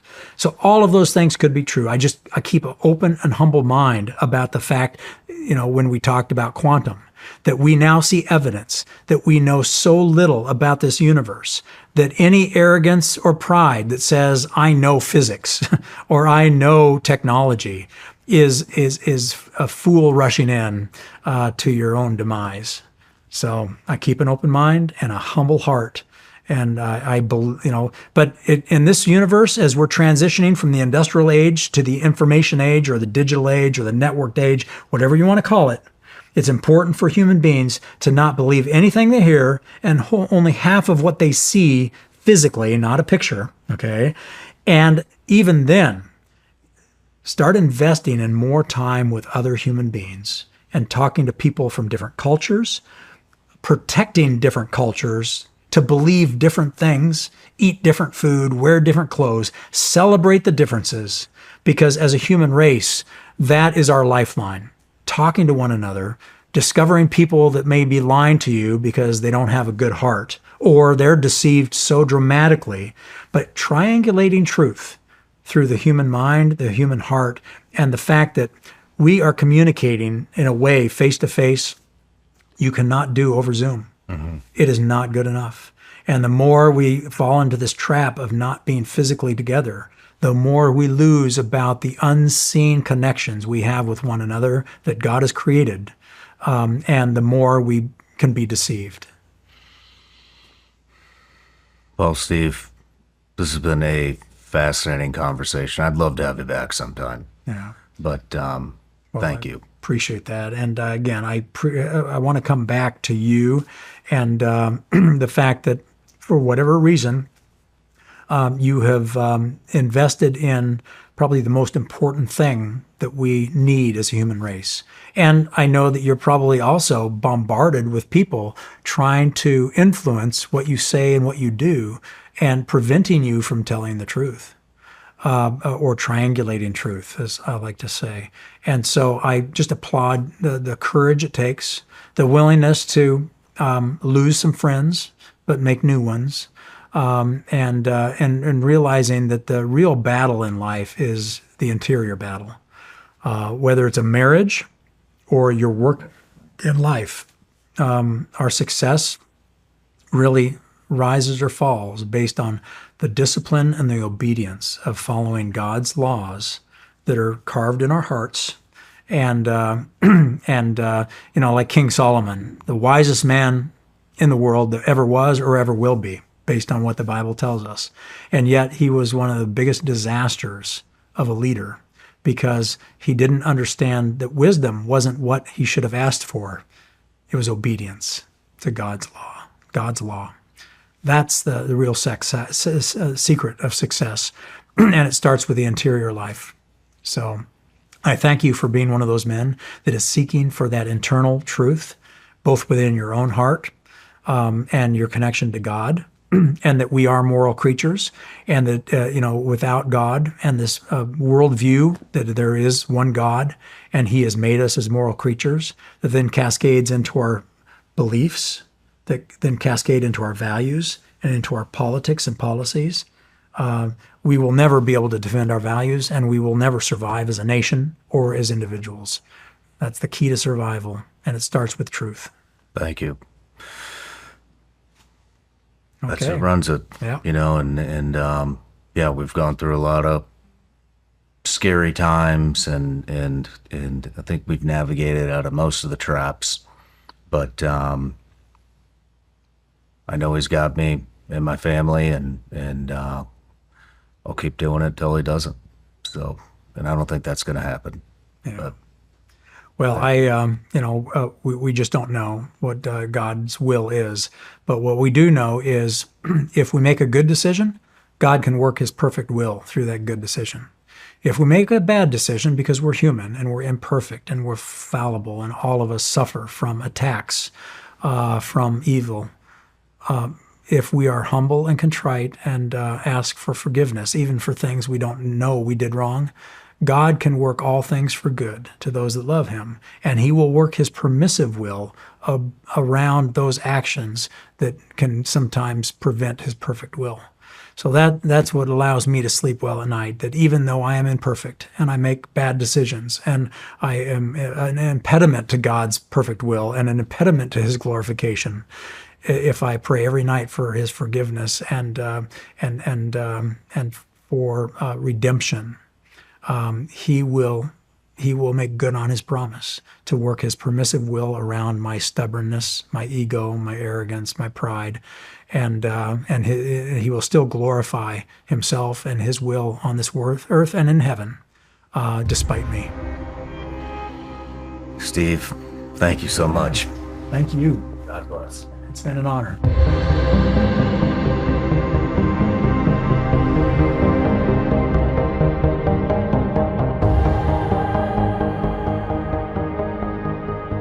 No matter where you're watching Shawn Ryan Show from, if you get anything out of this, please like, comment, subscribe, and most importantly, share this everywhere you possibly can. And if you're feeling extra generous, please leave us a review on Apple and Spotify podcasts.